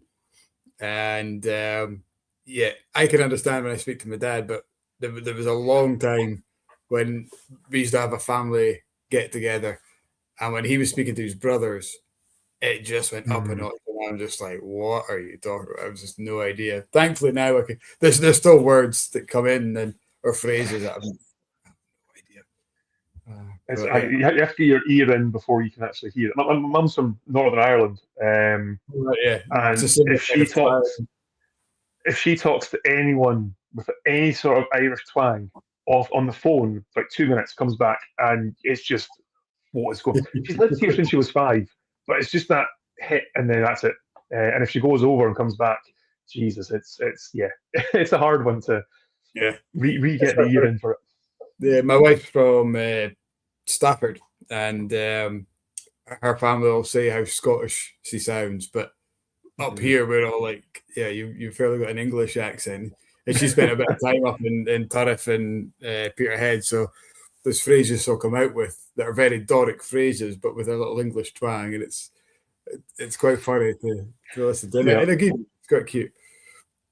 I get that experience, Uruguayan, so it's she lived in Leicester for 4 years at uni, and then it's just random Scottish phrases like, that's not how it normally sounds, but it's cute. And then if you say that, you get murdered. So I don't say it often. Never. Never question Latinas. That's never never Right, why. I can imagine. Yeah. So if you're not drinking Annandale, what do you go for? What's your kind of tipple in a bar or? Usually it's this. I've only touched it once in the whole thing. I guess it's before it was cool, but no, it's consistent enough. It's happy days. That lagers, beers are the easy route, and then once that spirit gate opens, I've got no loyalty. It's just whatever is given to me, sort of thing, happy days. But on the whiskey side, I managed to get one of these ones. So it's the Timbers Beastie, but it's with West. So they put it into a West brewery, got the casks in, and I managed to get this from Fiona Sutherland. That's which festival was it? A whiskey festival we were both at, and I managed to secure a bottle, and it's very tasty, nice malty, rich, sweet, and it just ticks the boxes. It's not offensive in any way, so it's something that's a good. I know what I'm getting. It's consistent. Happy days. Yeah. I'm saying this as I've just spoke about single cask being the way to go, But you need a variety, you need a safety fallback or a palate reset, It's something you can have that sort of goes, this is me ground zero again, and I can go back into random drinks and then send a taxi home. Thankfully, Diego's not in the chat anymore. In Timbers Beastie, it's it's synonymous. That name, I think, fits so well with that blend of Lowland. We spoke about right at the start when you said nowadays Lowlands don't have that mantra. Some of them do. Your Auchentoshan as that kind of easier style drinking whiskey. Timbers Beastie is probably that blanket paintbrush that everyone from the outside looking in thinks, "Oh, that's Lowland." It's elegant. It's sweet. It's easy to drink. Hence the name, and obviously it's got the Burns link as well with that. It kind of wraps everything up in a nice wee phrase. But guys like yourself are fighting back and say, you know what, we're not that soft. We've got a bit of punch about us. Come and try it. Aye, it's the sort of negativity. I mean, I've shown at the start against sort of what was Lowlands. There's always a place for it. There's every sort of style and flavour that comes through. There's a place for it. But the annoyance or the struggle I'm facing just now is we've got a couple of big hitters like the SDR cask, and we've got one double oak. We've called it double oak. It's very confusing marketing wise because it is actually a single cask, but it's from a Woodford Reserve double oak bourbon. They use 2 casks to produce that bourbon, and it's the second cask we've got our hands on. So it's a first fill bourbon that's been seasoned with a 7 or 8 year old bourbon. It's bourbon, but it's very big flavour. Your SDR's very big flavour, and I'm going, here's a nice soft, delicate 10-year-old that's just nice and soft, and and I'm going, I want the big flavour. I don't want the delicate. You have to have the balance, guys. It can't all just be big. Otherwise, nothing is going to be sort of, it's going to be washed out. It's going to be, 40%. Oh, who wants that? You need the balance. I can see why a single cask double oak would confuse people. Yeah. Well, it's also kind of reminds me of this sort of colour. That's versus cool. the 10-year-old. You got your kind of blur on, so we just kind of. Well, the rest of the room's not the best thing to look at. Sorry, but yeah. So you got your 10-year-old, and then you've got your double oak. So you've got that huge orange sort of browny hue coming through, and it's all just sort of buttery, sugary bananas, and great things, tasty things. Yeah, single cask double oak kind of reminds me of Donald Trump's maths of 200 to 300%. It's like, oh God, no! I kind of know what you mean. Donald Trump with distilleries. Annandale. I mean, if you could reduce the cost of the casks and the bottles by 200%, I mean, please do. Oh, here's open. That's a man that we don't need to. I kind of feel like I'm missing out. I know. Maybe I should try and pour whiskey and see if I can get myself back into the idea of it. I don't know. go for something that's nice and light, something that's not going to hit you too hard. Guys, But something that home, you think Kat should have a dram just to get herself back in it. Click like or the Do we have a like button, Mike? Yeah, and also I'm loving the peer pressure. Yeah, I don't know. I'm kind of like scared now that I just never like whiskey again. So when I had COVID, like whiskey just smelled like acetone. Can remember I was doing the exam for you, Mike. What it was your ambassador course, and like I'd literally just got over COVID, and like at the end of the exam, you had like I don't know 4 or 5, I don't know, whiskeys to nose, and they all just smelled the same, and you're like, even the peat one, that one. I'm like, yeah, this can't get it. I was like, my God, I'm like Blair Bowman was right. My nose is broken. But no, I'm fine now. But I don't know. Maybe I just need to. I think go with something that's not your favorite, like reliable. Something that's just a bit off that. So if it doesn't work, you're like, oh, that's my old reliable, dead to you now. You want something that's just a little bit off. I like that thinking. You don't put yourself off. So yeah, I better not get a brand that I work with. I'm like, that's pish now. It looks like, what's that purple tube, that kind of lilac tube? That looks pretty pish. You can drink that. I can't open that one. I do have a lot of Lady of the Glen, but I can't be put off of that one. I'll be back. I'm going to go raking. I'm going to go find a glass. Talk among yourselves again. Doing that a lot. She's off. She's not even got near her whiskey cabinet. Where's she off to? She's going to fill it with tea. She can hear you. Oh, a nice little brown dog glass. There you go. I know. I'm just raking around in the background. It's a good job I wore trousers and didn't just do this in my pants like good old like Zoom days. There was a sort of a thought, should we wear, like almost pajamas, but just have something, presentable up top. Like, no, I better not, just in case I stand up. You don't want to have that. Oh yes, I'm in shorts. No, let's not go with that. Yeah. Maybe try my Glen's Bay again because I quite like that one the other day. It was like one of those kind of non-thinking ones. Maybe I'll do that. You had that last week, didn't you? Oh no, it was the with David Craig 2 weeks ago. Yeah, we'll try. I've just noticed a plethora of comments coming in from Ian Abernethy, who said he got one of those Timorous Beastie with the West Brewery bottles when on sale. He hasn't opened it, so it's good to hear it's decent. He's often heard beer-aged whiskies to be decent as a tang, but doesn't overpower the spirit. Dragon's Milk from Deanston, another very unique whiskey, or maybe a whiskey with a fresh orange juice. Oh, you could try, I think this is alluded to you, Kat, you could try whiskey with a fresh orange juice mixer.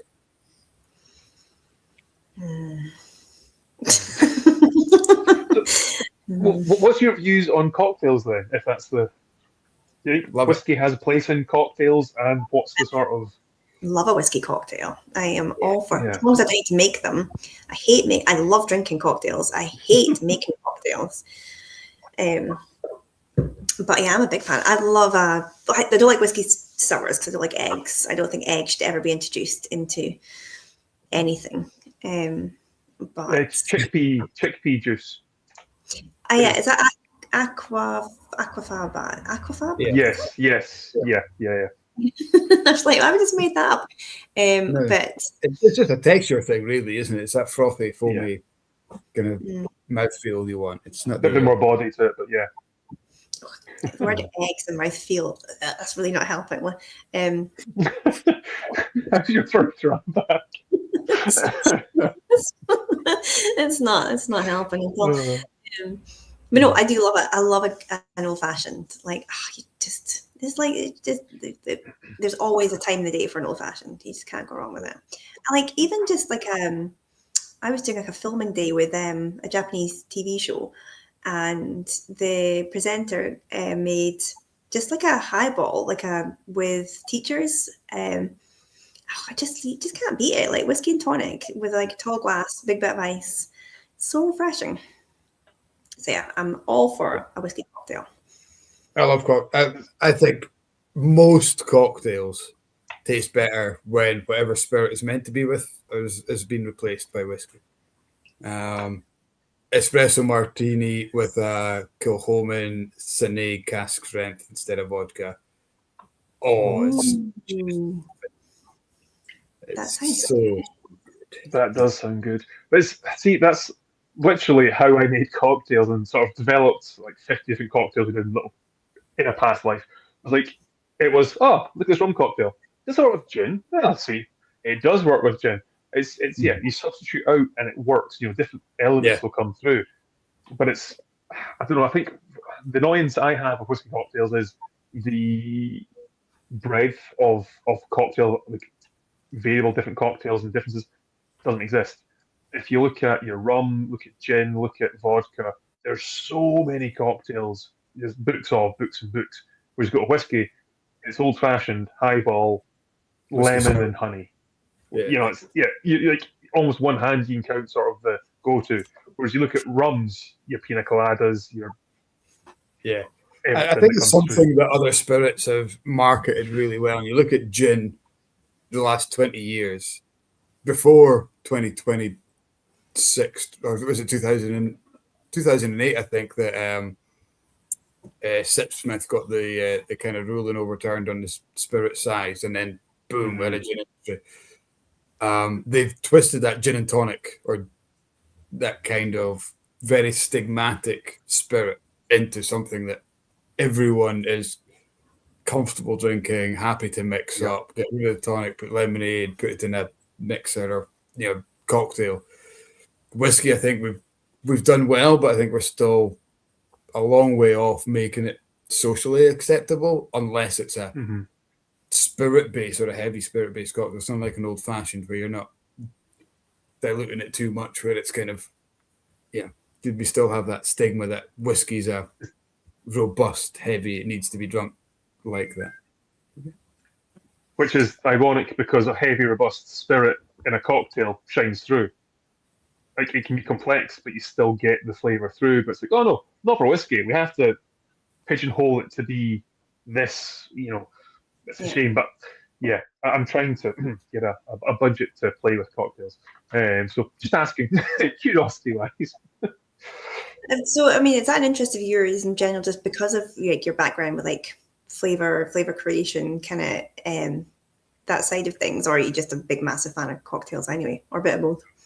A bit of both. I think, so it was pretty much lockdown, but pre-lockdown, I had an idea of having, we send out little bits of gin with everything to make a cocktail sort of sign-up service. And that was shot down. And then literally lockdown happened, and it was, what was your cocktail idea again? And we literally made up, it was like almost old style pill bottles we had managed to get in, because it was the only thing in stock we could get. And it was 2 50ml little vials you mix together, shake or stir with ice, done. And then we managed to get these aluminium sort of vials that we moved on to. And it was one, shake it or stir, done. And it's like, you've got the theatre of it all, but from my side, I get to sit and just make cocktails and drink cocktails for years, pretty much, during lockdown. So it was good fun, but we never really went into the whiskey side. We did rum, we did gin, we did some vodka ones, which it's just vodka ones are the boring ones. It's like, what if we play and twist into, and we're looking at what's the next step? What can we do? I've got a tasting on Sunday, and the guy's like, "Oh, what cocktails do you recommend?" We're thinking an old fashioned. I'm like, everyone thinks of an old fashioned. I love old fashions, nothing wrong, but there can be more. There should be more there than just old fashions. Yeah, but even within an old fashioned, you can really mix it up. Add a bit of chocolate bitters or a chocolate liqueur, or I don't know, something cherry based, or you can really mix it up and pick a whiskey to go with that.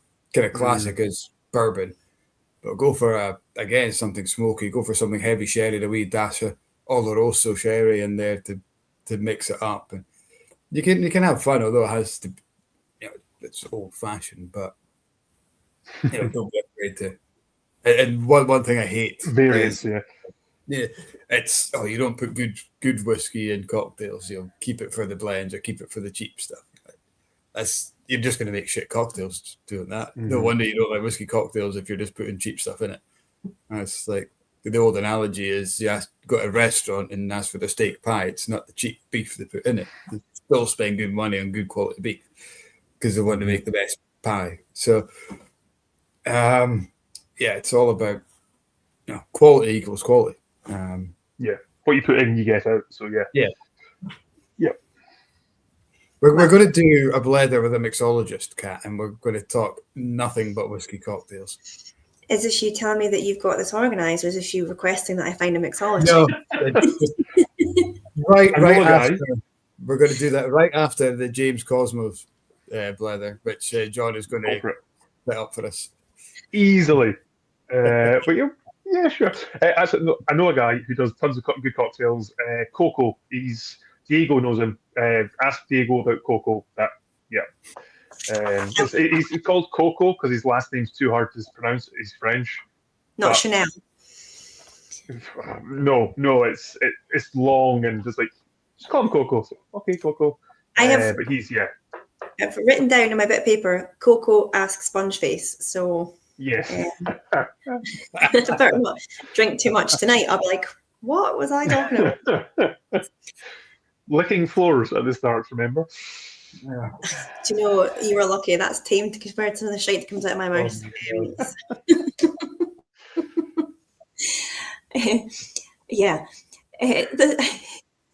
I hope the guys at Fib have an Annandale because I've just got the best label for a blether whiskey.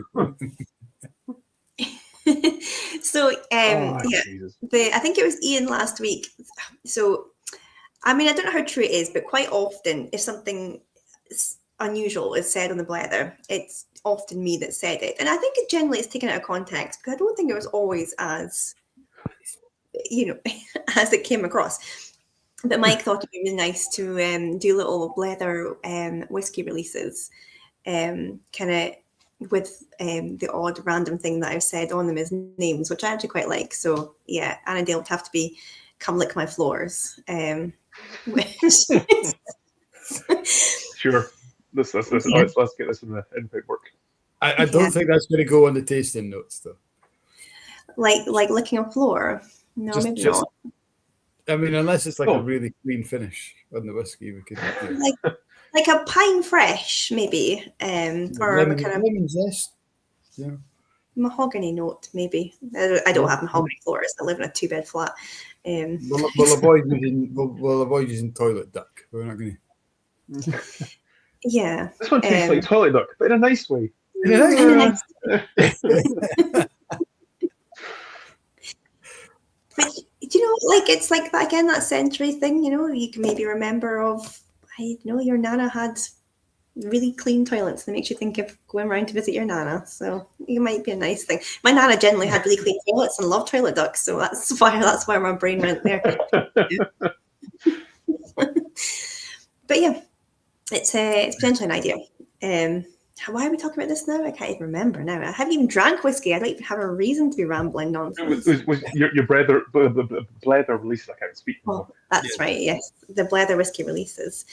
Because quite a few people asked me at David's Festival about blether merch as well. So we'll have to get that on the go. And on for the guys as well, because I'll probably forget towards the end, and I have to do things while I remember. But for everyone that came up to say hello to me and Mike at the festival, all our blether watchers, thank you so much. It kind of made my day. It was so lovely. You guys are awesome.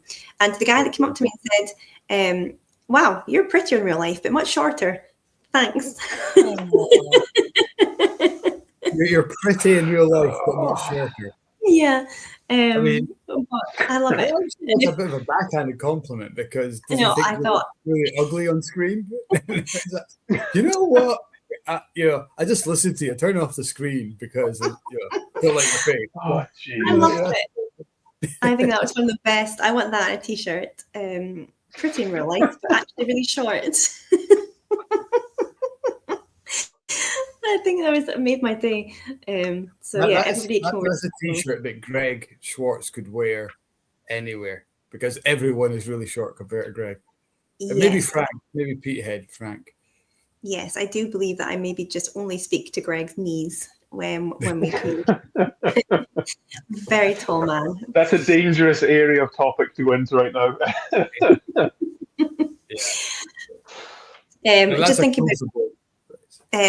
about cocktails, Dave Fackerson's written up gin and Fanta. So Dave is a regular viewer of ours, and I can't remember the exact context of the full story, but I think he always used to post on Facebook about various different gin concoctions he'd create on a Friday, Saturday night, and it would be like gin and Fanta, gin and like just random fizzy juice. Mm-hmm. And he'd always tag a little brown dog in because they do their Aberdeenshire forage gin. And Andrew was doing a tasting at Mike's whiskey shop. And he said, there's some guy on the internet who's always tagging me into these random gin and Fanta cocktails. And then Dave's like, that would be me. In the tasting. It's quite a Spanish thing, actually. I think the Spanish do gin Fanta, and that's, an easy mix. But my old gin and Red Bull. Gin and Red Bull? Yeah. Had a lady come in. She literally had a day and was having a girls' night, and she walked up to the bar and said, give me something with Red Bull, just chuck your gin in it, it'll be fine. But she gave her two, slammed one, and walked over, and you're like, she's not having a good day. We then went, yeah, sure, and poured one ourselves. Oh, Jesus, it worked. Like the cinnamon sort of notes, and it just worked. Like, this is something we can do, guys. I hope you have the tagline, it gives you gins. Oh, no, my days, yes. I just messed with you right now. Better that than it gives you chins. Like nobody wants Chins. double chin. You're fat. Yeah, that's an interesting combination. I don't even think I've ever had Red Bull before. I'm too scared to drink it in case I can't get to sleep. I'm probably okay now that I'm 40, but I don't know. Just you're always told not to drink it when you're wee. So I'm like, I don't know if I'm old enough yet to drink a Red Bull. I don't know. See, my dad used to. He was in the forestry, and Red Bull used to do events in Dublin and Galloway, and he'd come back like, it's only a month out of date, guys. There's a crate of original, true Red Bull, and the flavour was incredible. Like, I'm sad that it's changed so much from what I remember. Like, that was peak Red Bull flavour, and I was just like, there you go, have it, enjoy, here you go, and that was childhood. So imagine the kids nowadays on that Red Bull. My God. Yeah. The sugar content, the caffeine, whatever B vitamin. Yeah, no, Jesus. Yeah, it would give them wings. Yeah. Jeff Whisky, good evening, Jeff. Great to see you on Saturday. Far too brief. It would be great to have more time. He said, even though instead of gin and Fanta, would Glen Scotia and Fruit Twist Fanta work? I'm guessing Fruit Twist Fanta. Fruit Twist is my favorite flavor Fanta. Yes. Is that the pinky red one? Like the yeah. You put that in the freezer for about 45 minutes to an hour and take it out and you pour it into anything. It's like slush. It slushes so hard. So fast. Please never say it slushes so hard again. It's giving me a little bit of the egg. It slushes so hard. It's so fast. I mean, the definition of slush is it's not hard, so that's. Look, this is almost worse than the egg challenge. Can we not?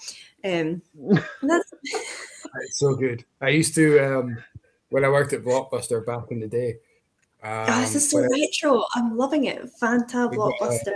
Delivery of Fruit Twist Fanta, and we'd always put one of the bottles in the freezer to have at the end of the shift, and we had a Vicky wine next door. Get some, back in the day it was Morgan's. I drank Morgan's and Fanta Fruit Twist slush. Oh, just brilliant. Yeah, I can see that working with Glen Scotia.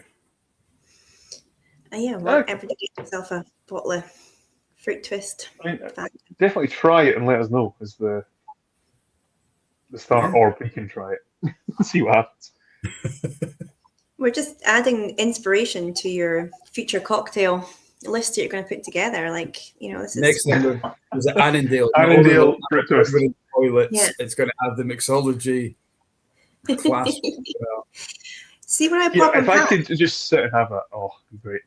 yeah, if I pop and pass one day and I just see your cocktail list, and I'm like, hang on a second. But Again, we've got the name for it, Fantandale. Fantandale, oh my gosh. He's in his marketing inspiration moment right now. This is peak. We should be writing all these down. Honestly, he's on fire tonight. It's the suit and collar, Mike. It's just you've gone marketing. It's like you're in the boardroom and just had a hill on it. So every time I look at my style, I just want to tuck it in. I know. Well, we've definitely struck on some good flavor combinations there, and some really retro juice references there too. Do you still get Umbungo? Is that still a thing? Was that like the little cartons? They make it in the jungle. I mean, that's you just. I mean, that's a good marketing campaign there that you actually believe.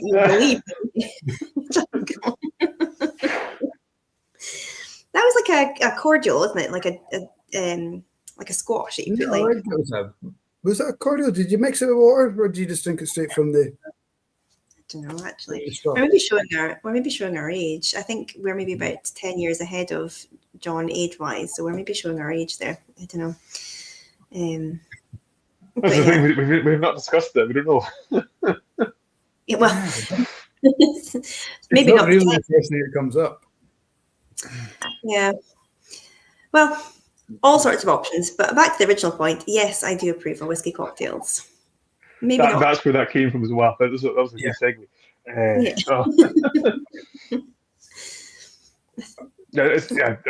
something that we need to work on as an industry, is to normalize it and get people to try.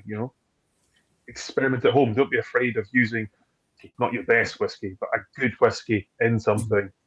How do you like it? It's not just sit, have it, maybe a drop of water or nothing at all.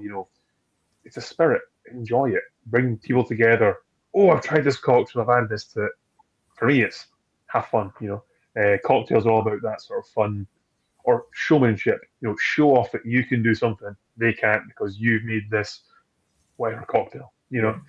And the fun side of it. Something that Diageo have done very well with the Johnny Walker experience, and even at their visitor centres, Cardew. I think Ian mentioned Clynelish had a really good one. And going up, and because it makes whiskey approachable to so many people who are maybe part of a tour group or part of a family who are going up wanting to see the distillery because one person loves whiskey. And it's a way of trying to include everyone as well and saying, well, you might not like whiskey, but try it as a highball, try it with a wee sours, or try it something different. And it's a really inclusive way of getting people involved. Yeah. So thinking of the Johnny Walker, the Edinburgh experience, when you talk about cocktails, as a good introduction, like there's the first thing that popped into my head. We'd gone down as a staff trip a couple of years ago, and I've got a colleague who, she was a Courvoisier brandy kind of girl, like whiskey wasn't her vibe. And depending what tour you do, I don't know if everybody does it, but like when you go in, you kind of get a little band, you kind of fill in a little quiz, and it gives you a band about like what sort of whiskey you are. Are you peated? Are you fruity? Are you whatever else? And you kind of go into this like cocktail room, and there you go to these wee machines, you scan your band, and it creates you a cocktail. And my colleague got this one. It was with cream soda and stuff, and it sounded like it shouldn't work, but it was so good. And she fell in love with this cocktail, and then fell in love with the whiskey, which turned out to be I can't remember. But that's it. Like, it completely changed her mind about whiskey. This is now her favorite whiskey, and she probably wouldn't have come to it if she hadn't have tried that cocktail. And she still goes on about that cocktail and it being like her kind of wake up moment with whiskey. And yeah, you just need to play around with it. Like, give it a go. Don't be a snob about cocktails, guys. Just enjoy it. Just enjoy it. So there you go. Lesson learned. There we go. Mic drop. That's me done. I'll go to bed. There's proof that digital. It does. It does. Yeah. John, we have kept you For for 2 hours. 2 hours. I know. So loved having you on. It's so interesting talking all Thank things you. Annandale and Flying. other. It's been Everything really Everything. No, it's been Yeah. awesome. Like you've obviously got a great perspective on, like, obviously, with being from a distilling background and then sort of their sensory aspect and then sales. So it's been really interesting to just get like a sort of full circle understanding of Annandale. So yeah, a great spokesperson. And also local to you as well, which is, and I think we get that even through the screen here, that you're passionate about it. And I know you joked at the start saying, "Oh God, I'm going back home to work in whiskey." It's got you've got that bug and you've got that enthusiasm that shines through. So yeah, thank you so much for giving us your time tonight. It's been good fun. We've come up with some marketing ideas. We've come up with some new cocktails, all sorts. I'm just going to trademark some things right now. Don't worry about it. When I froze a little bit earlier on, that's what I was doing. So I'm sorry. Damn it! It wasn't a work emergency. Yeah, we got you. Well. Good fun, and you're welcome back whenever. So yeah, you're now a Bletherite. Veteran. Yeah. So yeah, come back whenever, please do. And if you're ever up north, come and past and see me at Glengeary. Come and have a look around, and I'm sure Mike will welcome you around the Foghouse too. And fantastic. Just with just some comments coming in the background. Bongo is a tasting note Ian often uses. I suppose it's the same tropical fruits. Dave Haggerson says Bonogo. That's a different one. I'm not sure what we're talking about, but he's saying Bonogo was introduced in 1983. Great year, 1983. All the best things in life were introduced in 1983. I wasn't even born yet. Goodness. Yeah. So old, Michael. What were you, like 1985 or something? Yeah, but that 2 years makes a difference. Paul, and now we realise that John is like 20 years younger than us, not 10 years younger than us. Oh no, there's less than a decade of that date and my birth. Don't worry. Okay. Paul McKendrick is saying the smoky cokey is his limit with whiskey cocktails. He can't get past the idea they're trying to mask the taste of the spirit.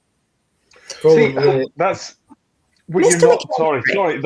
That's not what the purpose of cocktail should be. A cocktail should accentuate and highlight select flavors of the spirit. If you're doing it to mask it, it's a shit cocktail. You want something that highlights the good. This is really banana focused. Okay, let's look at what can work with banana, what can focus on the creaminess, make it toffee notes. There you go, banoffee pie, cocktail done. That's a bad cocktail then. For me, it's what have you got? Build from that base, not just go, it's shit, cover it. Although there is some products out there that maybe need that treatment. Yeah, but they just get advertised. Stick them in the freezer and then drink it straight from the freezer. That's the way to mask poor spirit. But yeah, no, I completely agree, John. Cocktails should either accentuate or uncover new flavors. You can bring out something that's maybe underneath by adding something. Negronis are great for that. Is bringing out something else and play with. But I'll get around to the idea of cocktails yet. Don't worry. At the end of the day, you have got Ian saying, knowing that you have driver packs and good cocktails makes it a useful stop. So we've got a new fan. Advertise your toilets more. Advertise your driver packs. I'll pass it on to marketing. Instead of that brown tourism sign, it says Annandale Distillery. Just say fucking great toilets this way. Toilets. Yeah.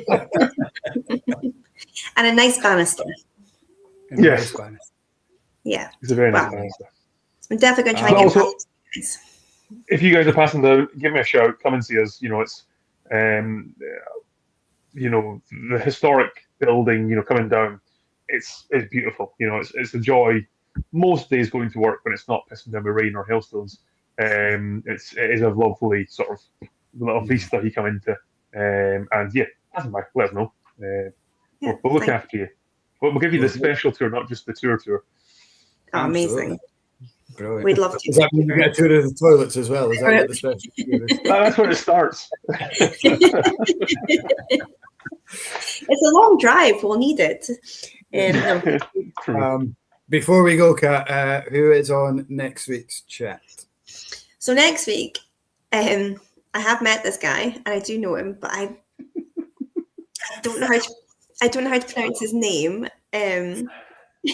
So I think it's Corey. He's a whiskey monster. So he is a kind of whiskey influencer. He's won Whiskey Communicator of the Year, like back to back for years and years. He's just like a White Mackay's whiskey specialist. Look him up on Instagram. He's really active on socials. So he is popping on next week, and I will learn how to say his first name next week. We'll maybe investigate that before so that I can introduce him. Because if it's just Corey, then that's great. I can do that. Yeah, I will get back to you on that. But top guy. No, he's lovely. He is very, very lovely, very knowledgeable. I think he plays saxophone too. But he's very cool. Give him a follow, and I will figure out how to say his first name by next week. The height of professionalism, as always, from the Blether guys. Just highlighting how unscripted this stuff can be. John, we'll say goodnight. Thank you so much. Feel free to stick around. Thank you. For catch up afterwards, but we'll say goodnight to the guys who will be. I'm not sure. Is there a Aquavita on tonight, or is Roy just taking a break after the shenanigans of the festival? Because I know he was heavily involved in not just the barflies, but also the organising of the festival as well. So, good night. We will see you all again very soon, I hope, and enjoy the rest of your weekend, guys. Cheers. Lunge. Lunge. Thank you.